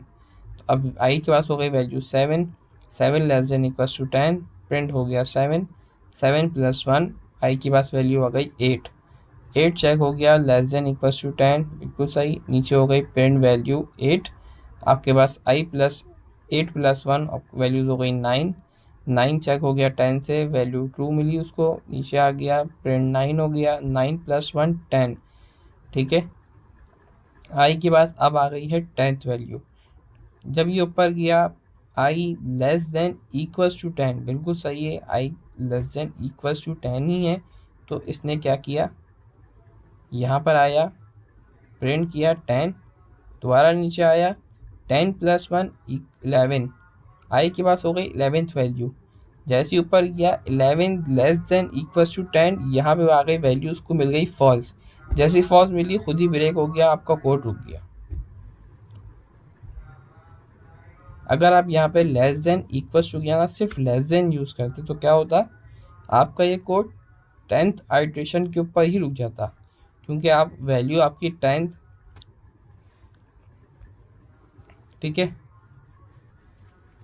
क्योंकि जब ये 9 पे पहुंचता और 9 के बाद 9 + 1 10 करता, तो आई के पास होती 10 वैल्यू, तो 10 इज लेस देन 10 नहीं हो सकता, 10 इज इक्वल टू तो 10 हो सकता है, लेकिन 10 लेस देन 10 नहीं हो सकता। तो जब ये कंडीशन इसको ट्रू नहीं मिलेगी, फ़ौरन फॉल्स हो जाएगा, तो फ़ौरन उसी को आके रुक जाएगा। अच्छा जी, अगर मैं इसको कर दूं आई ग्रेटर देन 10, अब क्या होगा,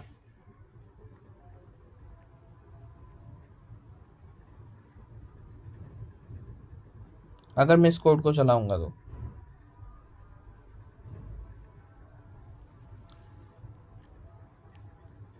कोई बता सकता है मुझे?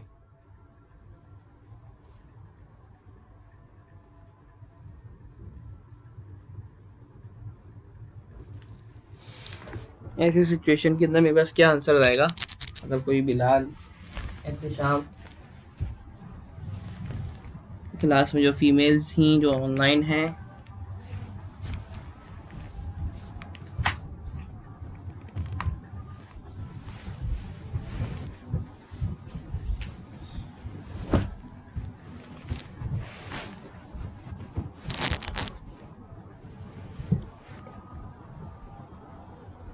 जी भाई किसी को बोलना नहीं है? रिपीट करेंगे? पूछ के रहा हूँ कि अब तक हम जो है ना आई को लेस देन इक्वल्स टू 10 करके चला रहे थे, तो आपके पास 1 से लेकर 10 तक नंबर्स प्रिंट हो रहे थे। मैंने सिर्फ लेस देन 10 चलाया तो 1 से लेकर 9 तक प्रिंट हो गए वे नंबर्स। अगर मैं while I is greater than 10 चला दूँ तो क्या होगा? सर लूप चल जाएगा इनफाइनाइट तक। कहाँ तक चलेगा? इनफिनाइट चलेगा। बिल्कुल सही, इनफाइनाइट चलेगा, जब तक कयामत नहीं आती जब तक ये बंद नहीं होगा। ठीक है, मैं उसको खुद से हार्ड स्टॉप करके बंद कर सकता हूँ, लेकिन जो मैंने ये चला दिया, अच्छा जी, इस ग्रेटर देन, अच्छा सॉरी, ये तो चला ही नहीं। क्यों नहीं चला? क्योंकि ये ऑलरेडी फॉल्स हो गया। ठीक है, ये पहली फॉल्स स्टेटमेंट पे आ गया ना, क्योंकि हमने वेरिएबल डिक्लेयर किया था 1, और हम ये बोल रहे हैं कि 1 is greater than 1 is greater than 10, जो कि हो ही नहीं सकता। तो उस लिहाज से आपके पास ये चीज़ कभी ट्रू हो ही नहीं सके, और ये आपका नहीं चला। अगर मैं यहाँ सिंपल ट्रू लिख देता हूँ, वाइल ट्रू, तो ये तो हमेशा चलता रहेगा। ठीक है, ये देखें, ये प्रिंट होता रहेगा, ये होता रहेगा, होता रहेगा, होता रहेगा, जब तक मैं इसको खुद से स्टॉप नहीं करूँगा।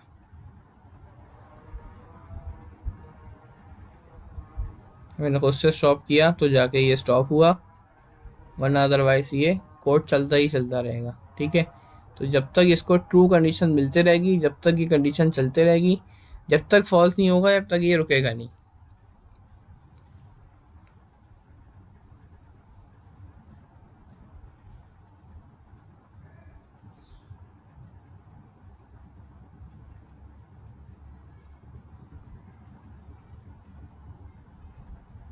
ठीक है, अब ये जो लूपिंग है ये बेसिकली बहुत ज़रूरी होती है पाइथन के अंदर, किसी भी या किसी भी प्रोग्रामिंग लैंग्वेज के अंदर, कोडिंग के अंदर, क्योंकि हमें मुख्तलिफ़ तरह से डेटा को हैंडल करना होता है। ठीक है, और डेटा को जो है यूज़ करना हो रहा होता है, तो आपको बार बार आप मैनुअल वर्क नहीं करेंगे बल्कि आप ऑटोमेटिकली जो वर्क कर रहे हैं, तो ज़ाहिर ऑटोमेशन के लिए आपको बार बार आइट्रेशंस चलानी होती है। वो आइट्रेशन ज़ाहिर है आप खुद नहीं बार बार कोड चलाएंगे, आप इस तरह का कोड लिखेंगे कि वो कोड खुद ही चले।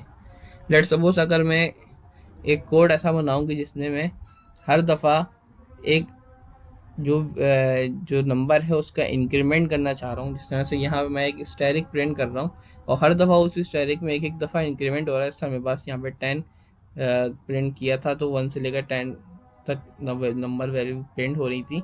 उस तरह से यहाँ पे भी मेरे पास स्टैरिक है, जो कि हर दफ़ा अब उसकी क्वांटिटी बढ़ रही है। सही है, और एक सर्टेन कंडीशन पहुंचने में मैं चाहूँगा कि वो अगर वो दोबारा कम हो जाए तो मैं कैसे कर सकता हूँ। ठीक है, उसका एक कोड है बेसिकली कि मैंने लाइन के नाम से एक वेरिएबल डिक्लेयर कर दिया जिसके अंदर एक स्ट्रिंग पास कर दी। ठीक है, उसकी मैक्सिमम लेंथ सेट कर दी 10 और बोला कि while length of line is less than maximum of length, तो आप प्रिंट कर दो लाइन को और लाइन के अंदर प्लस इक्वल्स टू स्टैरिक, यानी कि उसके अंदर एक मज़ीद ऐड कर दो। ठीक है, प्लस इक्वल से क्या होगा, उसके अंदर वो एक मज़ीद ऐड हो जाएगा। अब क्योंकि ये स्ट्रिंग है तो स्ट्रिंग के अंदर जब मैं प्लस इक्वल्स करूँगा तो वो साथ में एक और स्ट्रिंग बन जाएगा, यानी कि वो स्टैरिक स्टैरिक बन जाएगा। यही जब मैं प्लस इक्वल्स या +1 करके किसी इंटीजर नंबर में कर रहा था तो उसके अंदर वो नंबर ऐड हो रहा था, 1 की बजाय 2 होता है, 2 की बजाय 3 होता है, लेकिन यहाँ पर ये उसके अंदर वो वैल्यू खुद ऐड हो जाएगी। ठीक है, तो यहाँ मैंने दो फॉर लूप वाइल लूप चलाए हुए हैं, एक फॉर लूप जो कि मैक्सिमम लेंथ का है, एक फॉर लूप जो कि उसकी वैल्यू को कम कर रहा है।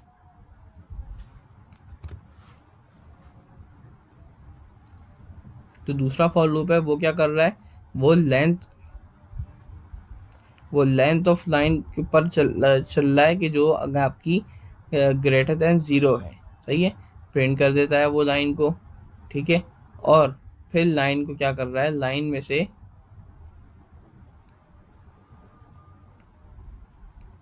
अच्छा जी, लाइन के अंदर से लाइन में ही एक वेरिएबल को कम कर देता है।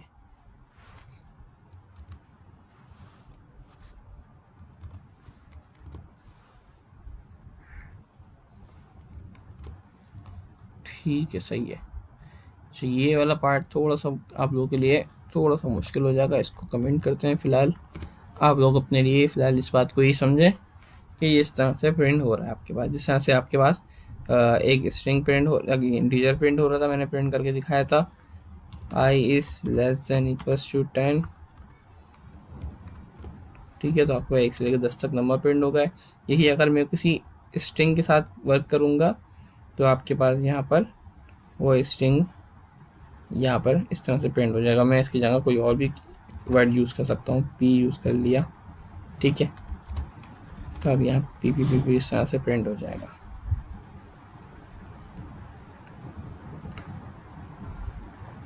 ठीक है, आप इस तरह से अपनी और भी कोई कोड बना के इस तरह के डिज़ाइन, इस तरह के पैटर्न बना सकते हैं, क्योंकि जो लोग पाइथन की डेवलपमेंट कर रहे होते हैं, या हम लोग जब जब पाइथन सीख रहे थे तो हमें इसी तरह के कंडीशंस लूप बनाने को दिए गए थे कि भाई ऐसा डिज़ाइन बनाएं, इस तरह का जो है ना शेप बनाएं। तो इस तरह की शेप बनाने से क्या होता है कि आपकी प्रोग्रामिंग की स्किल्स इन्हांस हो रही होती हैं, दिमाग जो है ना उसके अंदर प्रोग्रामिंग के कॉन्सेप्ट बैठ रहे होते हैं कि किस तरह से मुझे कोड को किस तरह से रन करना है कि मैं इस तरह का पैटर्न बना सकूं। ठीक है,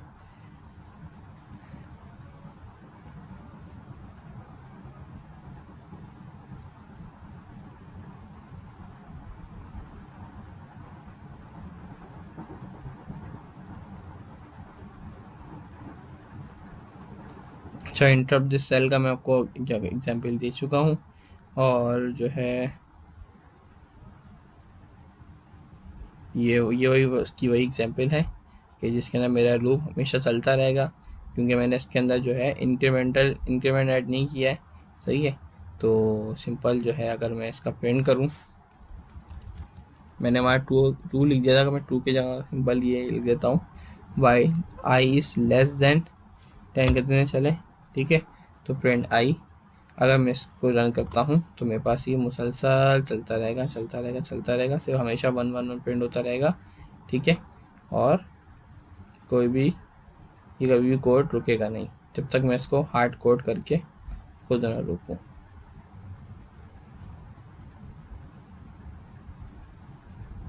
ठीक है, ये एक और एग्जांपल आपके पास इंटरप्ट तक कोड की है, इसको स्किप करके आगे बढ़ जाते हैं हम।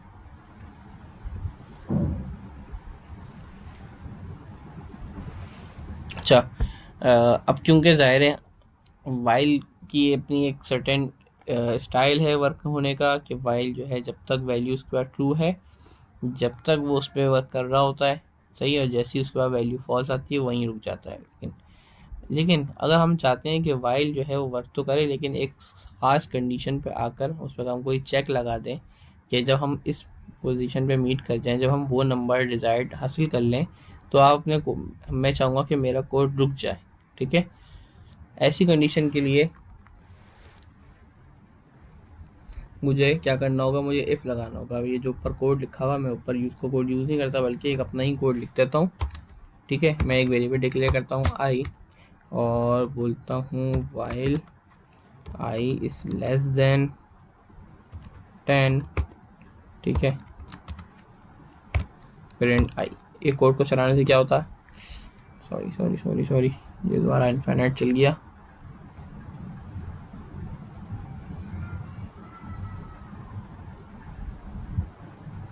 ठीक है, और उसके बाद मैं इसको बोल देता हूँ कि i is equal to i plus 1।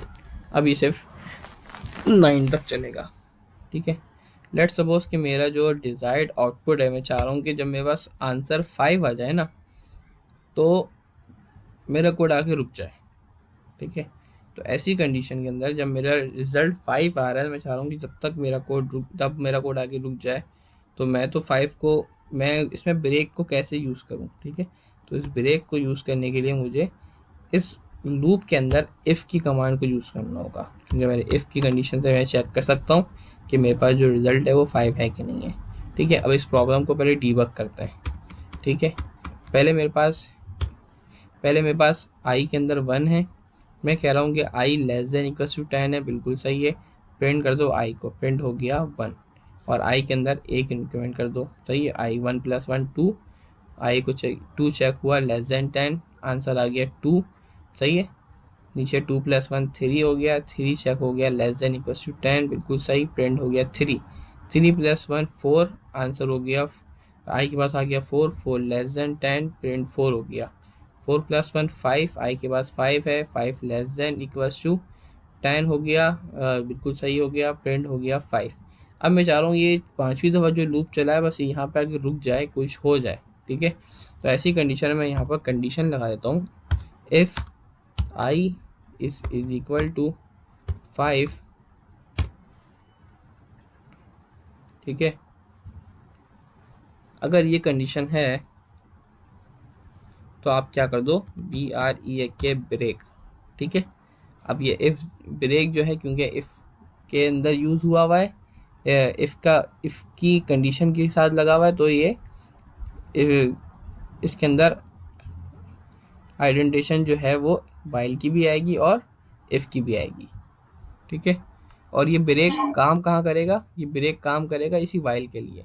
जैसे ही मैं ब्रेक लगाऊंगा और ये चेक करेगा कि कंडीशन मैच हो रही है, ये फ़ौरन ब्रेक लगा देगा, यानी कि मेरा लूप को रोक देगा, हार्ड रोक देगा, इसके बाद मुझे लूप को चलाने नहीं देगा, ठीक है।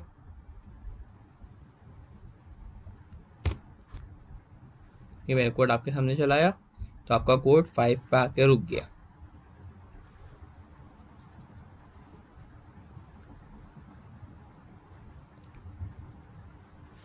ठीक है। अगर लेट सपोज मैंने ये वाली स्टेटमेंट, इंक्रीमेंटल स्टेटमेंट जो है वो यहाँ नहीं बल्कि यह इफ़ से पहले लिखी तो क्या होता, अगर मैंने ये स्टेटमेंट अपनी इंक्रीमेंटल स्टेटमेंट, यानी कि मेरे जो ब्रेक स्टेटमेंट जो मैंने लिखी है, इफ़ की कंडीशन मैंने ऐड करी, अगर सबसे आखिर में ऐड करता तो क्या होता, मेरा कोड 4 पे ही आगे रुक जाता। कैसे 4 पे आगे रुक जाता आप लोगों के सामने भी बताते हैं। देखिए 1 पे शुरू हुआ code, 1 less than equals to 10, print हो गया 10 और उसके बाद हो गया 2, सही है 2, 1 प्लस 1 2 हो गया, आई के पास 2 वैल्यू हो गई और उसने चेक किया कि 2 इज इक्वल टू 5, नहीं आंसर कुछ नहीं मिला, उसने छोड़ दिया, यहाँ दोबारा पहुँच गया। 2 इज़ लेस देन 10 बिल्कुल सही है, और 2 प्रिंट हो गया, 2 प्लस 1 3 हो गया, वाई के पास हो गई वैल्यू 3, तो 3 इज इक्वल टू 5, आंसर गलत हो गया, दोबारा पहुंच गया, 3 लेस देन 10, आंसर हो गया 4 लेस देन 10, 3 प्रिंट हो गया और 3 प्लस 1 4। अब ये 4 चेक हो रहा है, यानी कि ऊपर प्रिंट 3 हो रहा है लेकिन चेक 4 हो रहा है। तो एक जो जो आइट्रेशन चल रही है लेकिन कंडीशन उसके एक बाद लग रही है, तो ज़ाहिर है जब आइट्रेशन यहाँ 4th की चली तो यहाँ पर 4 तो प्रिंट हो गया लेकिन नीचे फ़ौरन आ गया 4 प्लस 1 5, तो फिर यहीं पर ही आगे रुक गया मेरा कोड, ऊपर जा ही नहीं सका। ठीक है, तो मुझे कंडीशन अपनी 5th पे लगानी थी, तो इसलिए मैंने इस स्टेटमेंट को अपनी जगह वैसे ही रहने दिया और इफ़ की कंडीशन इसके दरमियान ऐड करी। ठीक है,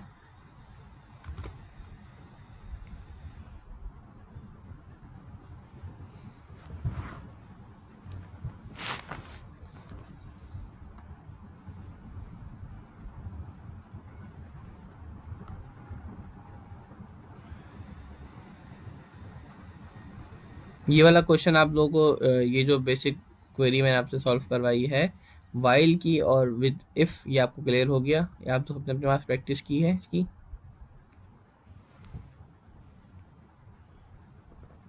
तो प्रैक्टिस तो नहीं की लेकिन इंशाल्लाह क्लियर तो है। जो करें साथ साथ फाइल खोलें, मसला थोड़ी है कोई, जिस तरह पहले कर लेते हैं।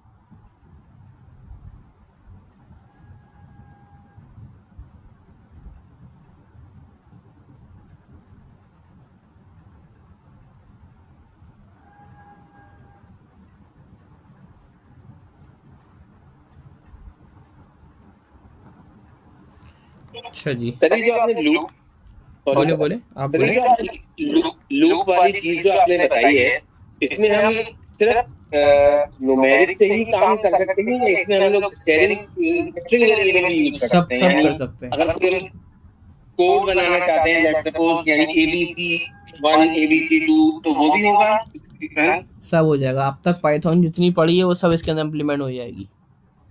ये तो बेसिक प्रैक्टिस के लिए मैं आपको 1 2 से एग्जांपल करा के दिखा रहा हूँ। ठीक है, वरना सब कुछ हो जाएगा इसके अंदर। वाइल या फॉर लूप या इफ़ की कंडीशन पूरी पूरी पूरे पूरे आपके जो लिस्ट हैं उन पे लग जाएगी। ठीक है, पूरी पूरी आपकी जो बाकी जो चीज़ें हैं उनके अंदर यूज़ हो जाएगी।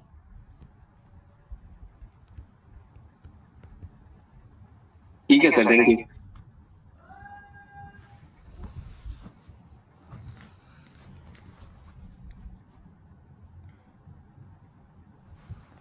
जैसा कि हम आपको एक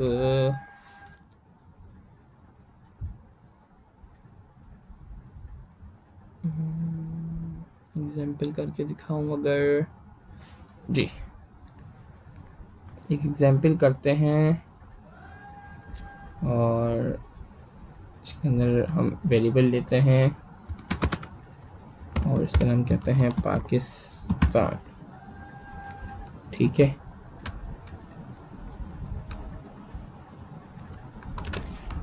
आपको पता है कि अगर इस वेरिएबल के अंदर मैं इसको मैं लिस्ट में कन्वर्ट करूँगा तो मेरे पास ये इसकी लेंथ भी चेक कर सकता हूँ। ठीक है, तो अगर मैं while length of C less than equals to 8, तो आप क्या करें,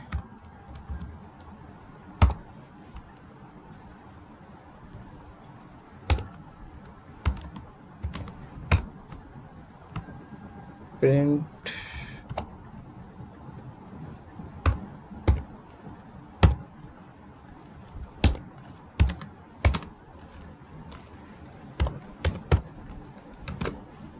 ठीक है, पाकिस्तान से प्रिंट हो गया।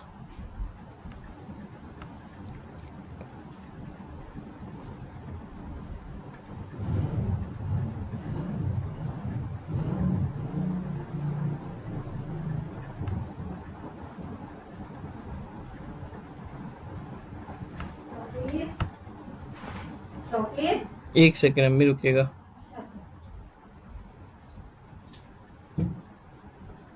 मुझे एक सेकंड आप लोग दिएगा प्लीज। मैंने क्लास को इस तरह शुरू कर दिया है।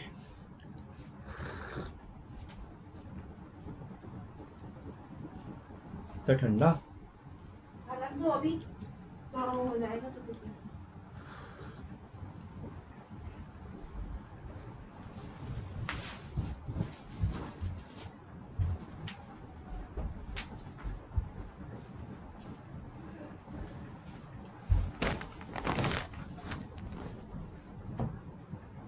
अच्छा, मुझे 2 मिनट दिएगा, मैं आप लोगों के पास 2 मिनट बाद दोबारा ज्वाइन करता हूँ इस क्लास को। ठीक है। दोबारा और आगे की तरफ बढ़ जाते हैं। आप लोग सब आई होप साथ साथ हैं मेरे साथ।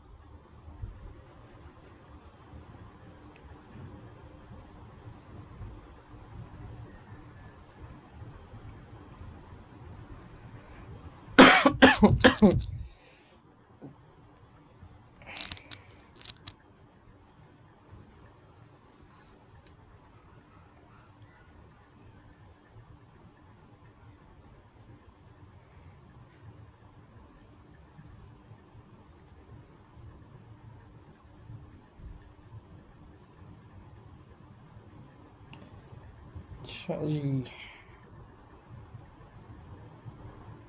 एक और प्रॉब्लम स्टेटमेंट है। मैं उसको नीचे के बजाय ऊपर ही सॉल्व कर देता हूँ। जिस तरह से मैंने अभी एक चीज़ आपको बताई कि जो है ब्रेक यूज़ किया है, उस तरह से एक फंक्शन हम और यूज़ कर सकते हैं, क्योंकि अब मैं ऊपर भी यूज़ किया था पास का। ठीक है, यहाँ क्या होगा,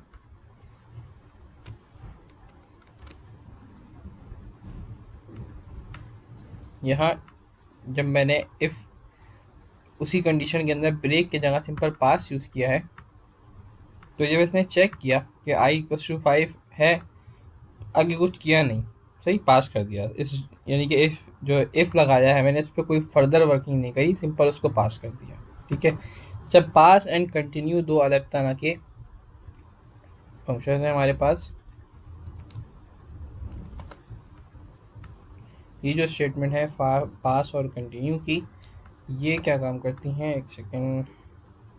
हाँ, ये जो स्टेटमेंट हमारे पास पास और स्टेटमेंट की है, पास तो मैंने आपको दिखा दिया। अब आ रही है कंटिन्यू की। अगर i=5 हो तो मैं कह रहा हूँ ये कंटिन्यू कर दो। कंटिन्यू का मतलब ये है कि पाइथन के अंदर कंटिन्यू का मतलब ये है कि वो उस चीज़ को स्किप करते हुए आगे बढ़ जाएगा। यानी कि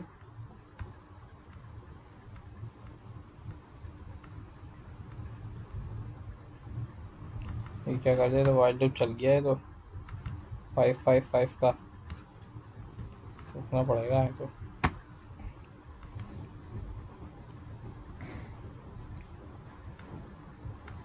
चलिए, इसमें क्या गलती करी है मैंने, इक्वल टू 5, तो आप कंटिन्यू कर दें।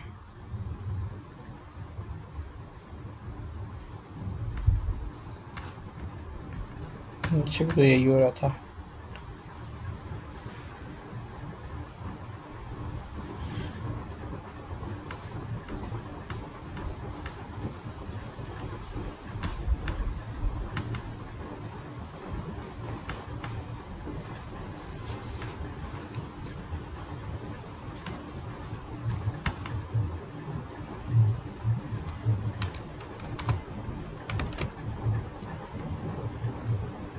सभी वाइल लूप चल जाएगा।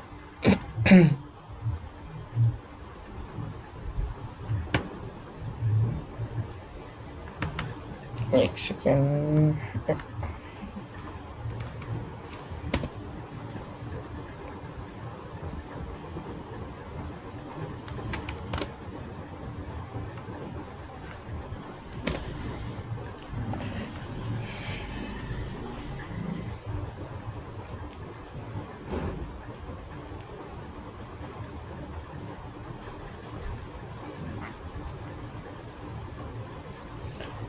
अच्छा जी, साथ में मुझे एल्स पास अगर मैं दे दूँ, एल्स पास नहीं, क्यों एरर आ रहा है, किस जगह पे एरर मिस्टेक कर रहा हूँ मैं समझ नहीं पा रहा।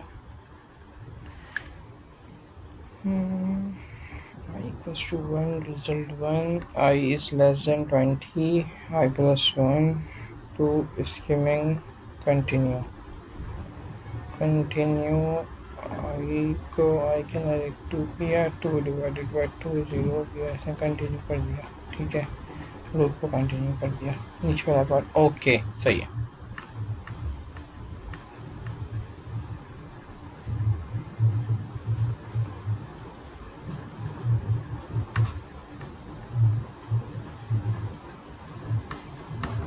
दोबारा देख लेता हूँ, कंटिन्यू मल्टीप्लाई, अच्छा ऊपर चला गया,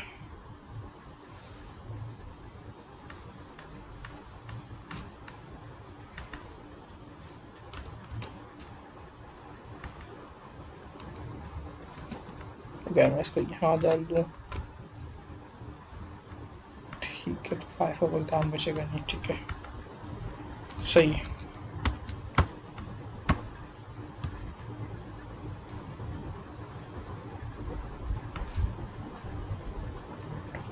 अच्छा जी, देखिए कंटिन्यू का क्या काम क्या होता है, कंटिन्यू का काम ये होता है, ठीक है,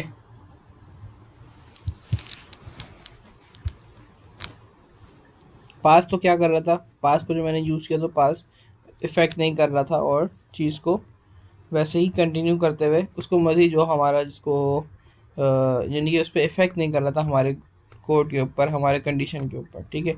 कंटिन्यू क्या करता है, कंटिन्यू हमारी चीज़ को वहीं से कंटिन्यू कर देता है, क्योंकि मैं स्टेटमेंट दे रहा हूँ कि आई इज़ लेस देन 10, प्रिंट कर दो आई को, ठीक है। जब तक आई 5 नहीं था, जब तक यहाँ कंडीशन इफ़ की फॉल्स हो ही आ रही थी और मेरा कोड डायरेक्ट इस जगह पे लाई कर रहा था, ठीक है। 1 + 1 2 हुआ, दोबारा प्रिंट हुआ, चेक हुआ, प्रिंट हुआ, चेक नहीं, यहाँ पे इफ़ की कंडीशन फेल हुई, 2 + 1 हुआ, 3 हुआ, 3 लेस देन 10 चेक हुआ, प्रिंट हुआ, 3 की कंडीशन 5 है चेक हुई, वो फॉल्स हुई, नीचे 3 + 1 4 हो गया, 4 ऊपर गया, चेक हुआ, 10 से 4 प्रिंट हुआ, नीचे इफ़ की कंडीशन फॉल्स हुई, 4 + 1 5 हो गया। अब जब यहाँ पे गया 5 चेक हुआ, 10 से कंडीशन ट्रू हुई, 5 प्रिंट हो गया। अब मैं ये कह रहा हूँ कि if I is equal to 5, जो कि अब यहाँ पे ट्रू हो गई, तो अब ये बोल रहा है कंटिन्यू। कंटिन्यू का मतलब ये कि कंटिन्यू यहीं से कंटिन्यू, तो अब ये नीचे वाले कोड पे जाएगा ही नहीं। जब ये नीचे वाले कोड पे जाएगा नहीं तो ये दोबारा ऊपर चले जाएगा, और क्योंकि अब इसके पास 5 ही है तो ये मुसलसल 5 5 5 5 5 5 ही प्रिंट करता रहेगा जब तक कि मेरी ज़िंदगी ख़त्म नहीं हो जाएगी पाइथन की, जब तक ये 5 प्रिंट करता रहेगा। क्यों? क्योंकि ये नीचे आ ही नहीं रहा, ये हमेशा प्रिंट 5 करता है, और इसको यहाँ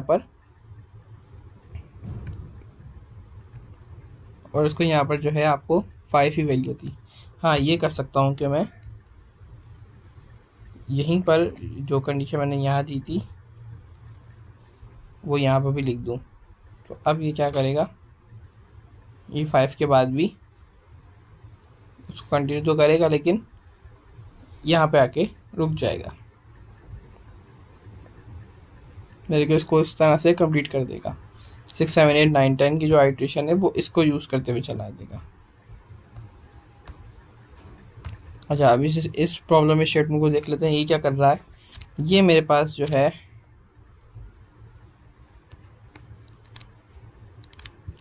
ये मेरे पास प्रॉब्लम स्टेटमेंट के अंदर 2 वेरिएबल डिक्लेयर हो रहे हैं, एक आई और एक रिजल्ट, दोनों के अंदर 1 1 वैल्यू पुट हो रही है। आई इज़ लेस देन 20 बिल्कुल सही है, तो क्या करो, आई के अंदर 1 ऐड कर दो। इट्स मीन अब आई के पास कौन सी वैल्यू हो गई, 2 वैल्यू हो गई। 2 वैल्यू के बाद आई डिवाइडेड बाई 2 हो रहा है, जिसका रिमाइंडर ज़ाहिर है 0 होगा। जब ये कंडीशन होगी तो मैं कह रहा हूँ कि स्किप कर दो आई को, ये प्रिंट कर दो, ठीक है। तो 2 और फिर कंटिन्यू मतलब ये कि आपका कोड जो है को नीचे वाला पार्ट नहीं चलेगा, बल्कि क्या होगा, कोड यहाँ से दोबारा ऊपर चले जाएगा। तो 2 लेस देन 20 बिल्कुल सही है, तो ये 3 हो गया। 3 डिवाइडेड बाई 2 ज़ाहिर है उसका जो इसका रिमाइंडर होगा वो कभी भी 0 नहीं होगा, बल्कि 0 से कुछ बड़ी वैल्यू होगी। तो ऐसी कंडीशन के अंदर आपका ये तो चलेगा, ठीक है, सॉरी, ऐसी कंडीशन में आपकी ये वाली कंडीशन नहीं चलेगी।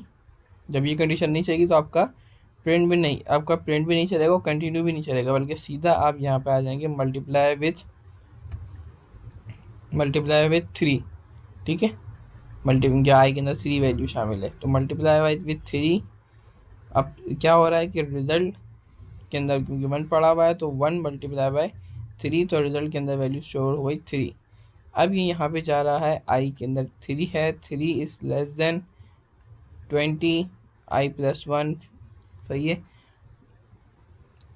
आई के अंदर वैल्यू आ गई 4 डिवाइड बाई 2, रिमाइंडर 0। जैसे 0 ये वाली कंडीशन ट्रू हुई, दोबारा आपकी इस कंडीशन में आ गया और आपकी इस कंडीशन के अंदर ये 4 को स्किप कर देगा, मतलब ये 4 की मल्टीप्लिकेशन नहीं करेगा। बेसिकली मैं अपने ऑड नंबर की मल्टीप्लिकेशन करवा रहा हूँ अपने रिज़ल्ट के वैल्यूज़ के साथ, ठीक है, और अपने इवन वैल्यूज़ को स्किप कर रहा हूँ।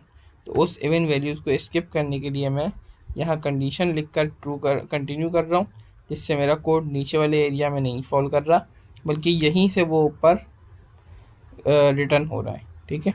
और जब वो कंडीशन मेरी फॉल्स हो जाती है तो खुद ही मैं अपनी नीचे वाली कंडीशन में ले कर जाता हूँ।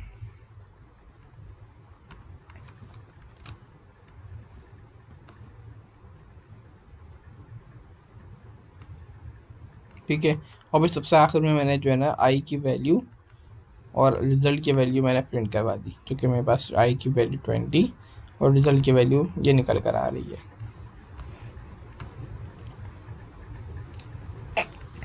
सो यहाँ तक वाइल लूप की वर्किंग थी। वाइल लूप की वर्किंग मोस्टली हम कम यूज़ करते हैं, फॉर लूप को हम मोस्टली ज़्यादा यूज़ कर रहे होते हैं। फॉर लूप जो है आपके पास आसान होता है as compare to while loop, ठीक है। फॉर लूप के अंदर जितना भी आपके पास डेटा होगा वो 1 बाय 1 उसको रीड करेगा, ठीक है, और उनको एक के बाद प्रिंट करेगा, जहाँ तक कि आपकी लिस्ट, आपका टपल, आपकी डिक्शनरी या XYZ आपने जो कुछ भी पास किया हुआ है, जो कुछ भी इसको रेंज दी हुई है, उसको वो उसके एंड तक पहुँच जाए, ठीक है। जिस तरह से मैंने यहाँ पे डेज के नाम से एक डेज के नाम से एक लिस्ट इनिशिएट करवाई हुई है, जिसके अंदर मैंने मंडे टू फ्राइडे के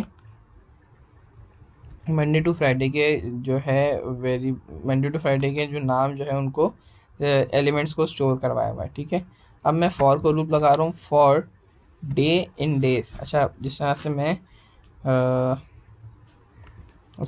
फॉर का लूप इस तरह से लगता है कि फॉर के लूप के अंदर जो है हमें कोई एक वेरिएबल डिक्लेयर करना होता है। मैं यहाँ कोई भी वेरिएबल डिक्लेयर कर सकता हूँ, ठीक है, मैं CX कुछ भी बोल सकता हूँ, ठीक है। तो इससे कंफ्यूज नहीं होगा कि डे भी आ रहा है, डेज भी आ रहा है। फॉर डे इन डेज, ठीक है, इन डेज के अंदर के एक वेरिएबल्स को फॉर लूप की मदद से वो हर एक वेरिएबल की एक वैल्यू को x बोलना शुरू हो जाएगा। यानी कि इस वक्त 5 वैल्यू डेज के पास हैं, तो क्योंकि हमने फॉर लूप लगाया हुआ है तो x के पास डेज की पहली वैल्यू आ जाएगी, ठीक है। तो मंडे प्रिंट हो गया x के पास पहला डे की पहली वैल्यू थी पहले मंडे, फिर सेकंड वैल्यू आ गई ट्यूसडे, फिर थर्ड वैल्यू आ गई वेडनेसडे, फिर फोर्थ वैल्यू आ गई थर्सडे, फिर देन फिफ्थ वैल्यू आ गई फ्राइडे, ठीक है। जब तक लिस्ट कंप्लीट नहीं हुई होगी आपकी चीज़ें नहीं हो जाएंगी। सेम इस तरह से सिंगल एक स्ट्रिंग ली और इसके वेरिएबल्स को प्रिंट करा, इसके जो करेक्टर्स को वेरिएबल इससे करेक्टर्स को प्रिंट करा दिया। तो हमने जो यूज़ किया वर्ड यहाँ पर वेरिएबल यूज़ किया, वो करेक्टर के नाम से वेरिएबल यूज़ किया for character in Monday. Direct हमने एक स्ट्रिंग को कॉल करते हुए उसको प्रिंट करा दिया। तो MONDAY मंडे एज ए डिस प्रिंट आपके पास यहाँ पर हो गया, ठीक है। ये आपके पास एक टपल है, ठीक है, एप्पल बनाना गावा, ठीक है। फ्रूट इन आपने एक डायरेक्ट टपल के अंदर इनके नाम लिख दिए, ठीक है, प्रिंट कर दिया here the fruit comma fruit, जो भी फ्रूट का नाम है वो प्रिंट हो जाएगा हेयर द फ्रूट करके साथ में, ठीक है। तो क्योंकि फ्रूट जो हमने लिस्ट पास करी है, जो हमने टपल पास किया उसके अंदर 3 एलिमेंट है, तो ये फॉर लूप 3 मरतबा खुद ही चलेगा, ठीक है। तो एप्पल बनाना गावा ती मतबा प्रिंट हो गया। ठीक है, सेम इसी तरह से एक हम डिक्शनरी को इनिशिएट कर रहे हैं जिसके अंदर name, sex, age, marital status है। ठीक है, इस जो हमारे पास डिक्शनरी है इसको हम कॉल कर रहे हैं फॉर के लूप के ज़रिए की के नाम से। ठीक है, और जब हमने इसको कॉल करी तो यहाँ पे मेरे पास जितने एलिमेंट्स उसके अंदर थे वो एक के बाद एक में यहाँ पर कॉल हो गए। ठीक है,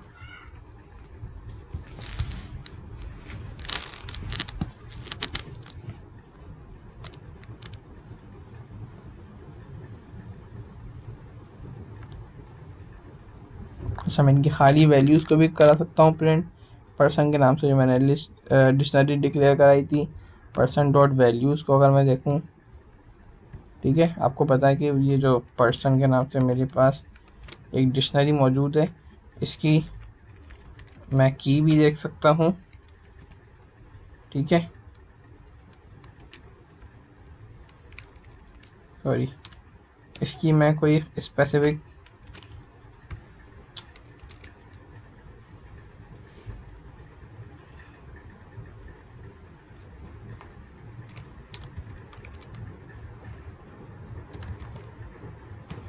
इसकी मैं कोई स्पेसिफिक की को भी यूज़ करके इसकी वैल्यूज़ निकाल सकता हूँ। ठीक है, और मैं डायरेक्ट इसकी सारी वैल्यूज़ को भी निकाल सकता हूँ। ठीक है, वैल्यूज़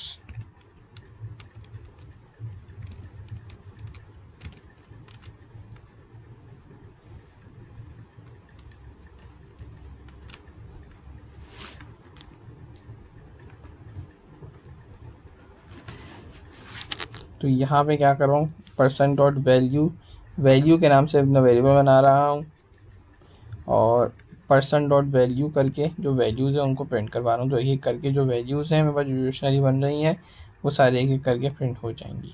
ठीक है जी, सेम उस तरह से आइटम करके मैं दोनों का पेयर भी बना सकता हूँ, जो मैंने जिस तरह से डिक्शनरी को जो वर्किंग की है मैंने लास्ट क्लास में आपको बताई थी।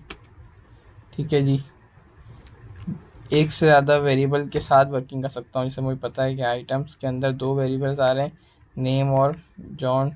ठीक है, की भी आ रही है और वैल्यू भी आ रही है, तो मैं 2 वैल्यूज़ बना दूँ, की और वैल्यू। ठीक है, और दोनों को अलग अलग भी प्रिंट कर सकता हूँ, तो मेरे पास दोनों अलग अलग भी प्रिंट हो सकते हैं।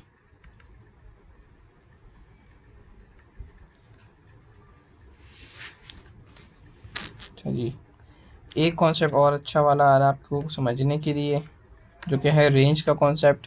इस रेंज के कॉन्सेप्ट के अंदर आपको क्या चीज़ समझनी होगी। रेंज का कॉन्सेप्ट न्यूमेरिक डेटा के ऊपर वर्क कर रहा होता है। रेंज 7 मतलब ये है कि 0 to 6।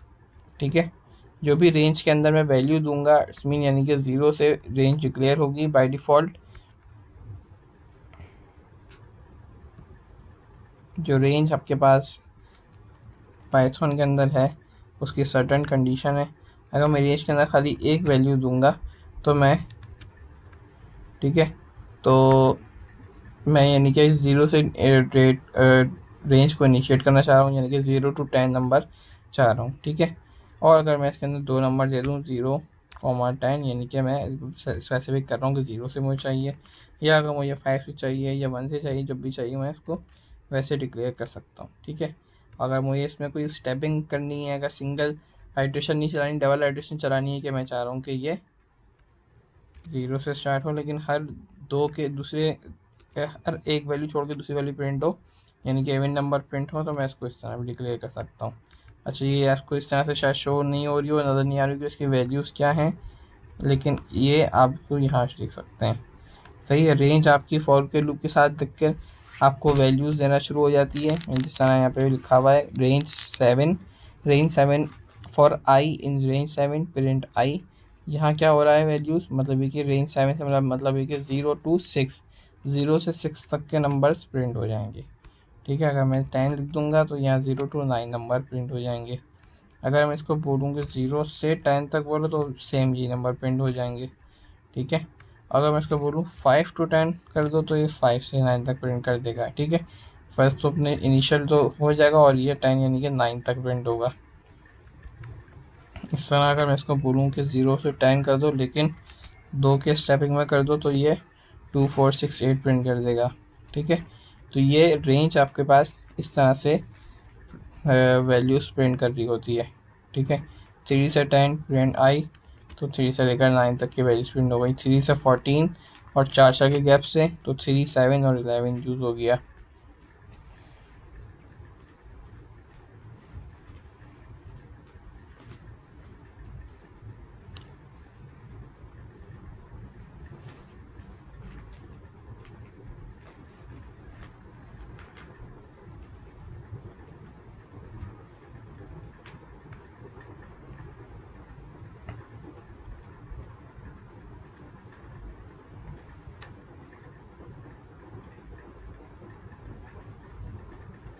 अच्छा,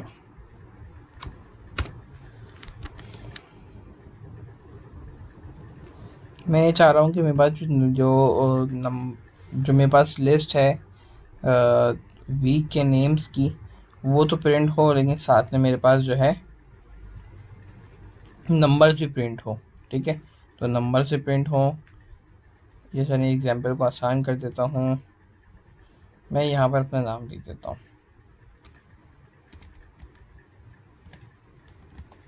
ठीक है, आपको पता है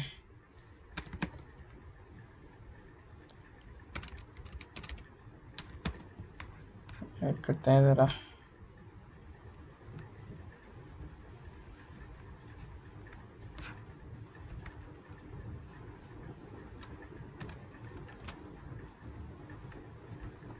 अगर मैं लेंथ ऑफ नेम देखूं तो क्या आंसर आएगा? आंसर आ जाएगा 7, क्योंकि तौकीद के नाम के अंदर 7 करेक्टर्स मौजूद हैं। ठीक है, तो यहाँ पे आंसर आ गया 7। यही चीज़ अगर मैं रेंज के अंदर यूज़ कर दूँ तो मेरा फॉर लूप 7 दफ़ा चलेगा।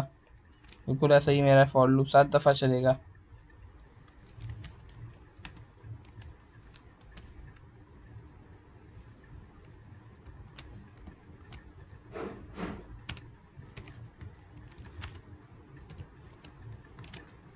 ठीक है, 7 दफ़ा चलेगा, 0 से लेकर 6 तक चलेगा। आइट्रेशन साथ ही होंगी वो, सही है। और इसके साथ साथ मैं चाह रहा हूँ कि हर दफ़ा मेरा नाम भी प्रिंट हो, तो मैं कॉमा नेम लिख देता हूँ। ठीक है, तो हर दफ़ा 0 के साथ साथ 0, 1, 2, 3, 4, 5, 6 हर दफ़ा मेरा नाम भी प्रिंट हो रहा है। ठीक है, तो मैं इनकी बेसिकली इंडेक्सिंग बनाना चाह रहा हूँ। ठीक है, अब लेट्स सपोज मैं चाहता हूँ कि भाई इंडेक्सिंग तो 1 से होनी चाहिए। चलें, वो समझ लिया कि पाइथन इंडेक्सिंग 0 से करते हैं, लेकिन मैं चाह रहा हूँ कि इंडेक्सिंग 1 से शुरू हो, तो मुझे 1 चाहिए। तो मैं क्या करूँ? तो आप यहाँ 1 लिख दें। यहाँ प्रिंट आई हुआ है ना, इसको आई नहीं करें, i+1 कर दें। तो यहाँ जो भी वैल्यू आ रही होगी उसके अंदर 1 ऐड हो जाएगा।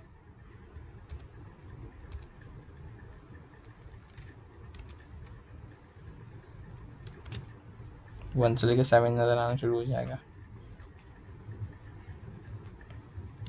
ठीक है, नहीं तो दूसरा ऑप्शन ये है कि आप रेंज को 1 से स्टार्ट करें। ठीक है जी, और जब रेंज को 1 से स्टार्ट करें तो आपको ये और फिर ज़ाहिर है 1 से लेकर 7 मतलब ये 1 से 6 ही प्रिंट करेगा। तो फिर लेंथ +1 कर दें यहाँ पर आप, तब भी आप 7 दफ़ा प्रिंट कर लेंगे। ठीक है, तो मल्टीपल तरह से आपने रेंज को हैंडल कर सकते हैं, अपने जो वैल्यूज़ निकाल रहे हैं उनको सेट कर सकते हैं। ठीक है,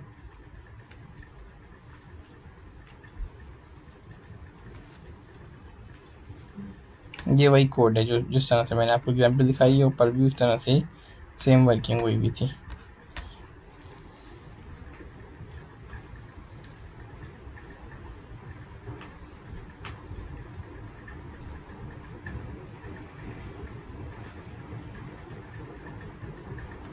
जी, मैं इस तरह को ना थोड़ा सा बेहतर कर देता हूँ ताकि आप लोग समझ में आए।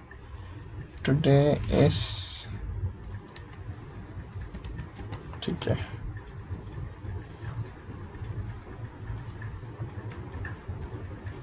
कोड को थोड़ा सा नॉर्मल कर दिया समझने के लिए आप लोगों के।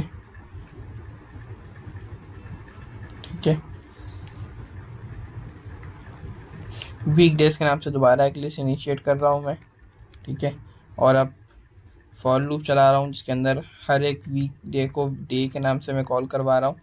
For day in week day, सही है। तो यानी कि इस वक्त डे के अंदर मंडे स्टोर हो गया, प्रिंट कर रहे हैं टुडे इस मंडे, सही है।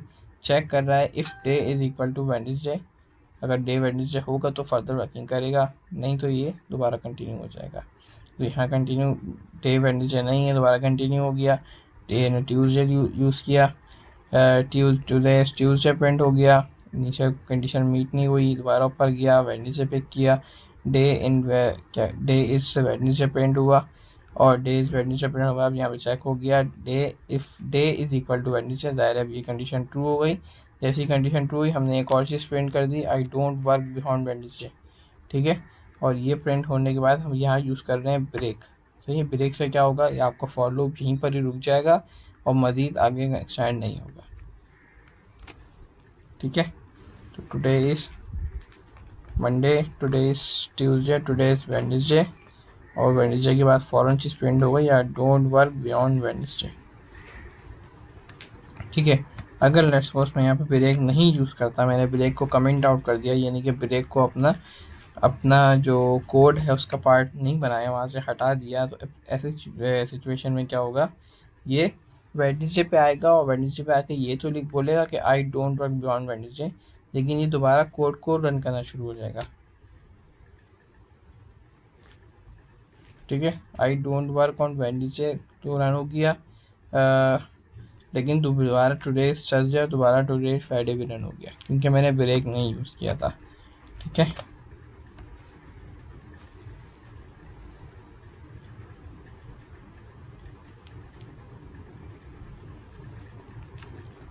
एक और एग्जांपल आप लोगों के सामने है।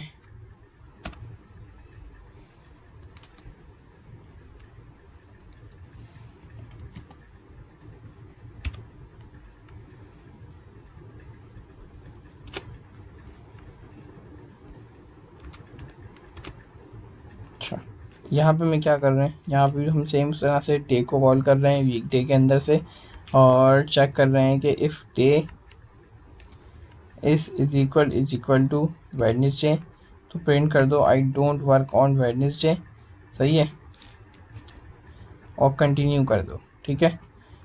अदरवाइज़ ये कंडीशन अगर फुलफ़िल नहीं हो रही है तो आप सिंपल प्रिंट कर दो टुडे इज़, वो जो डे है उसको प्रिंट कर दो, ठीक है। तो अभी क्या हो रहा है, ये मंडे, इसने डे के पास मंडे था, मंडे यहाँ पर आया, चेक फेल हुआ, ये पूरा चेक फेल हुआ, simple today is Monday print कर दिया। सेकंड एलिमेंट उठाया, टुडे फॉर ने ट्यूसडे लिया, डे के अंदर ट्यूसडे है, today not equals to Wednesday, condition दोबारा फेल हुई, सिंपल यहाँ टुडे प्रिंट हो गया, ट्यूसडे प्रिंट हो गया। अब ऊपर गया, उसको वेडनेसडे मिला, अब जब वेडनेसडे मिला तो ये कंडीशन आपके पास मीट हो गई। जब ये कंडीशन मीट हो गई है तो अब आप क्या कर सकते हैं, अब यहाँ पर प्रिंट कर रहे हैं कि आई डोंट वर्क ऑन वेडनेसडे, और कर रहे हैं कंटिन्यू, कि मैं वेडनेसडे को वर्क नहीं कर रहा, तो वेडनेसडे के ऊपर जो टुडे इज़ वेडनेसडे है वो प्रिंट नहीं हो रहा, ठीक है। और ये चीज़ एज इट इज़ कंटिन्यू हो रही है, यानी कि कोड आपका यहीं से दोबारा फ़ौरन ऊपर जा रहा है, नीचे वाले पार्ट पे नहीं आ रहा, ठीक है। और फिर थर्सडे वाली कंडीशन मीट नहीं करेगी, थर्सडे प्रिंट हो जाएगा, फ्राइडे कंडीशन मीट नहीं करेगी, Friday as it is print हो जाएगा, ठीक है। ये आपका एज इट इज़ हो गया। ट्यूसडे वेडनेसडे के ऊपर टुडे इज़ वेडनेसडे प्रिंट नहीं हुआ। अगर लेट्स सपोज मैं यहाँ पे कंटिन्यू हटा देता हूँ तो क्या होगा, तो आपका होगा ये कि today is I don't work on Wednesday, तो प्रिंट होगा, लेकिन साथ में ये भी प्रिंट हो जाएगा कि टुडे इज़ वेडनेसडे, ठीक है। ये देखें, Monday Tuesday I don't work on Wednesday, and then दोबारा आई टुडे इज़ वेडनेसडे। तो कंटिन्यू का फंक्शन ये है, कंटिन्यू की स्टेटमेंट आपको वहीं से ब्रेक नहीं करती, बल्कि वहीं से ब्रेक कर देती है और आपके कोड को नीचे आने से, आपके जो फॉर लूप, आपका जो लूपिंग है उसको नीचे नहीं आने देती।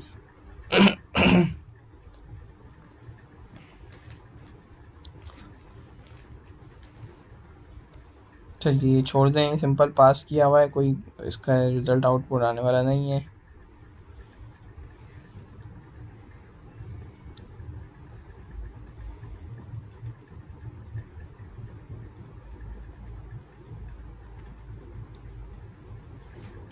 अच्छा, इस स्टेटमेंट, इस वाली जो है कोड को भी छोड़ दें, थोड़ा सा मुश्किल हो जाएगा आपके लिए। इस कोड के ऊपर आ जाएं, ये आसान कोड है। हमने 3 डेज डिक्लेयर कर दिए एक लिस्ट बनाकर, मंडे ट्यूसडे वेडनेसडे, और 3 फ्रूट डिक्लेयर कर दिए, एप्पल, गावा, बनाना, ठीक है। अब मैं फॉर के अंदर नेस्टेड फॉर कर रहा हूँ, फॉर के अंदर एक और फॉर कर रहा हूँ, ठीक है। यानी कि मैं मंडे के साथ, मंडे के अंदर भी तीनों अप्रैल लेना चाह रहा हूँ, ट्यूसडे के साथ भी तीनों अप्रैल लेना चाह रहा हूँ, वेडनेसडे के साथ भी तीनों अप्रैल लेना चाह रहा हूँ। तो ऐसी सिचुएशन में मैंने डे को कॉल किया और डे के अंदर मैंने फिर एक और फॉर लूप लगाया जिसके अंदर मैंने फ्रूट के जो है ना लूप को कॉल कर लिया, ठीक है। और मैं यहाँ पे प्रिंट करा रहा हूँ डे कॉमा फ्रूट।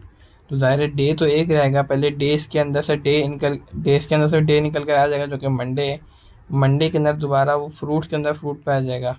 तो पहले ये 3 दफ़ा इसकी साइकिल चलेगी, फिर इसकी एक बड़ी साइकिल चलेगी इसकी, फिर दोबारा इसकी 3 साइकिल चलेगी, फिर इसकी 1 साइकिल चलेगी, फिर इसकी 3 साइकिल चलेगी, ठीक है। मतलब कि पहले आपका फ्रूट चलना शुरू होगा, पहले आपके भी डे के अंदर मंडे के बाद फ्रूट कौन सा है, एप्पल।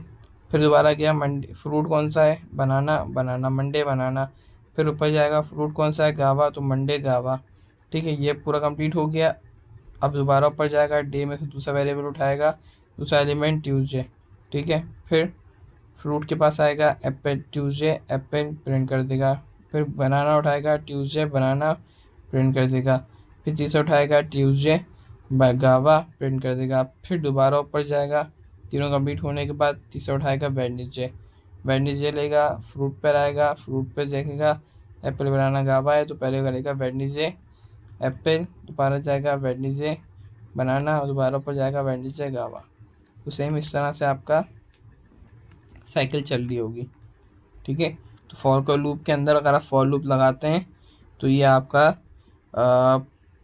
मल्टीप्लाई बाय 2 नहीं बल्कि आपकी पावर ऑफ 2 की कंप्यूटिंग आपकी ले लेगा, क्योंकि आप एक लूप के अंदर दूसरा लूप चला रहे हैं, जो कि एक लूप अगर एक मरतबा चल रहा है तो उसके अंदर वाला लूप जितने भी वेरिएबल होंगे वो 3 मरतबा चलेगा, वो उतनी बार चलेगा और फिर वो कितनी टाइम उतनी दफ़ा चलेगा वो आप कैलकुलेट कर लें खुद ही।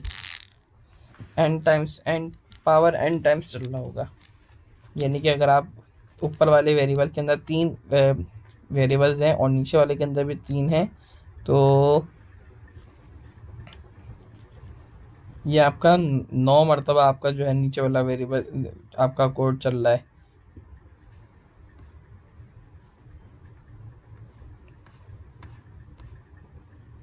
ठीक है, यहाँ पे आपका जो है नेस्टेड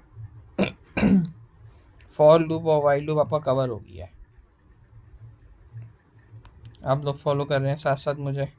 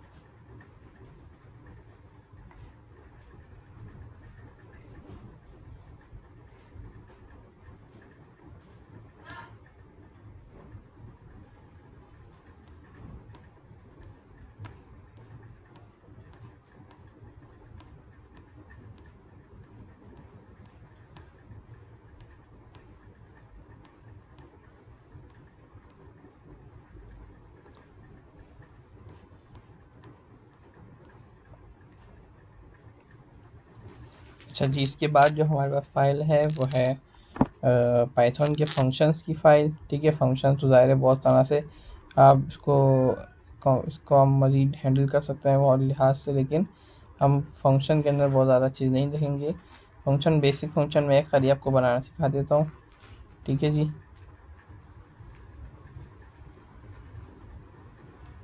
फंक्शन के अंदर सबसे पहले हमें फंक्शन का नेम डिक्लेयर करना होता है। फंक्शन को डिक्लेयर करने के लिए हमें डेफ के ज़रिए फंक्शन डिक्लेयर करते हैं। अच्छा, फंक्शन डिक्लेयर करने के लिए आपको फंक्शन डिक्लेयर करते ही फंक्शन का पहले नाम देना पड़ता है। पहले आप फंक्शन का एक नाम दे देंगे, फिर उसके अंदर की जो आपको आर्ग्यूमेंट्स पास करने हैं वो आप ब्रैकेट ओपन करके आर्ग्यूमेंट्स पास कर सकते हैं, ठीक है जी।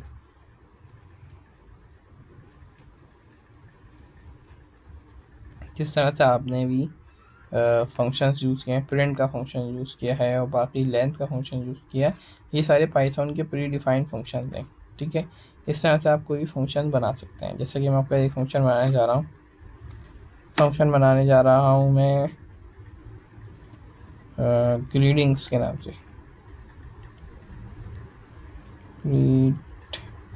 ग्रीडिंग्स होता है, ग्रीटिंग्स होता है।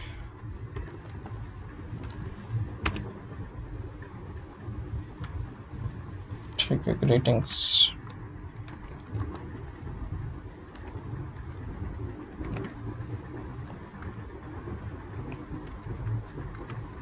अच्छा, मैंने इसका कोई भी आर्ग्यूमेंट नहीं दिया, बल्कि यहाँ पे मैं आर्ग्यूमेंट दे देता हूँ नेम का, यानी कि मैं कोई नेम है जिसको मैं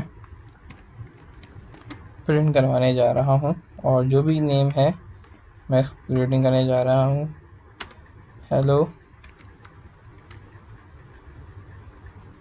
ठीक है जी, और साथ में इसको उसका नेम कॉल कर देते हैं। ठीक है, एक चीज़ और प्रिंट करा देते हैं, पूछ लेते हैं उससे हाउ आर यू।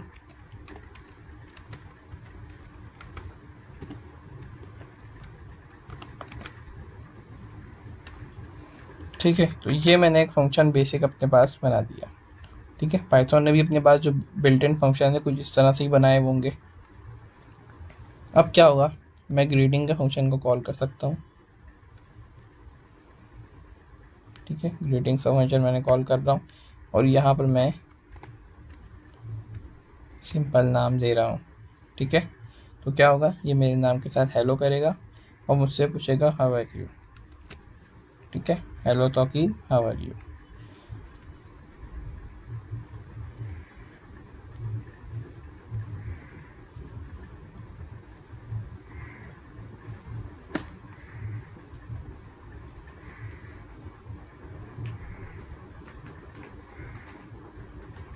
तो ये बेसिक फंक्शन है। फंक्शन इस तरह से डिक्लेयर किया जाता है। इसमें आप मज़ीद को भी वर्किंग कर सकते हैं। ठीक है, आप एक फंक्शन ये बना दें कि इवन नंबर चेकर।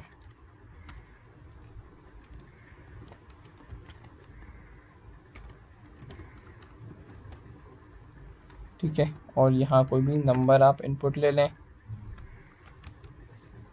ठीक है, और वो नंबर अगर आपका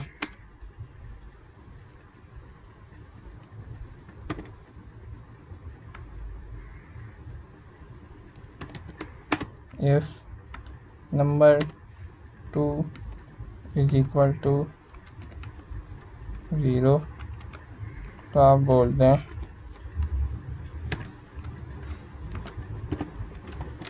जो नंबर इस इवन। ठीक है, एस प्रिंट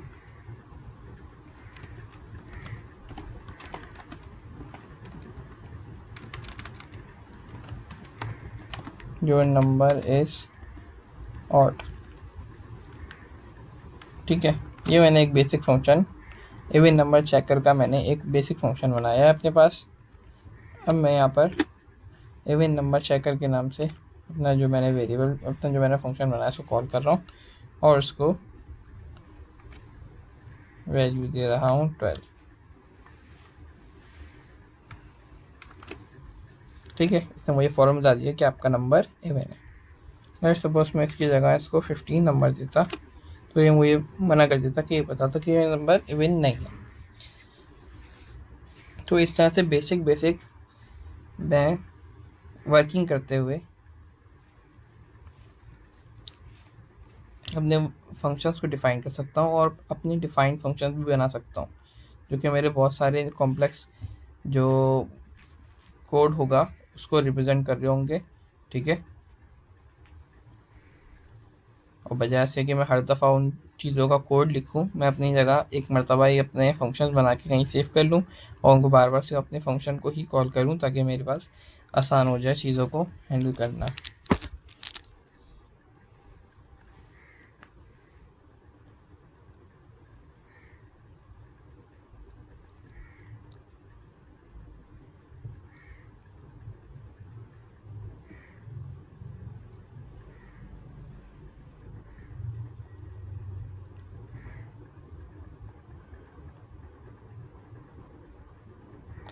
अच्छा जी, यहाँ तक हमारा बेसिक पाइथन जो है वो कवर हो जाता है।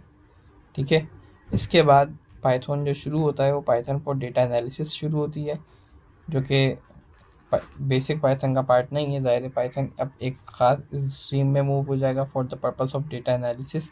ठीक है, जिसके लिए हमारे पास टाइम नहीं है ज़ाहिर है, क्योंकि आप लोगों की ये मैंने कहा था कि लास्ट क्लास है।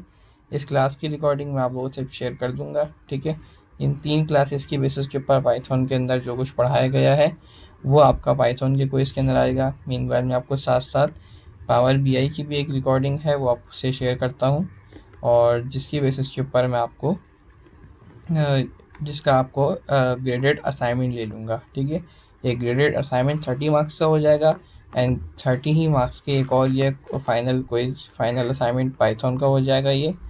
ठीक है, ये दोनों आपको अपने अपने टाइम पे कवर करने हैं, क्योंकि आप लोग एग्ज़ाम से फ्री हो गए, तो उसके लिए आपको बहुत ज़्यादा स्पेशल टाइम नहीं दिया जाएगा।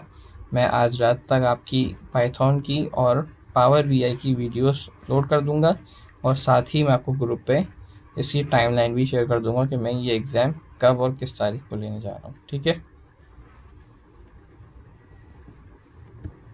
यहाँ मैं रिकॉर्डिंग इतनी स्टॉप कर रहा हूँ।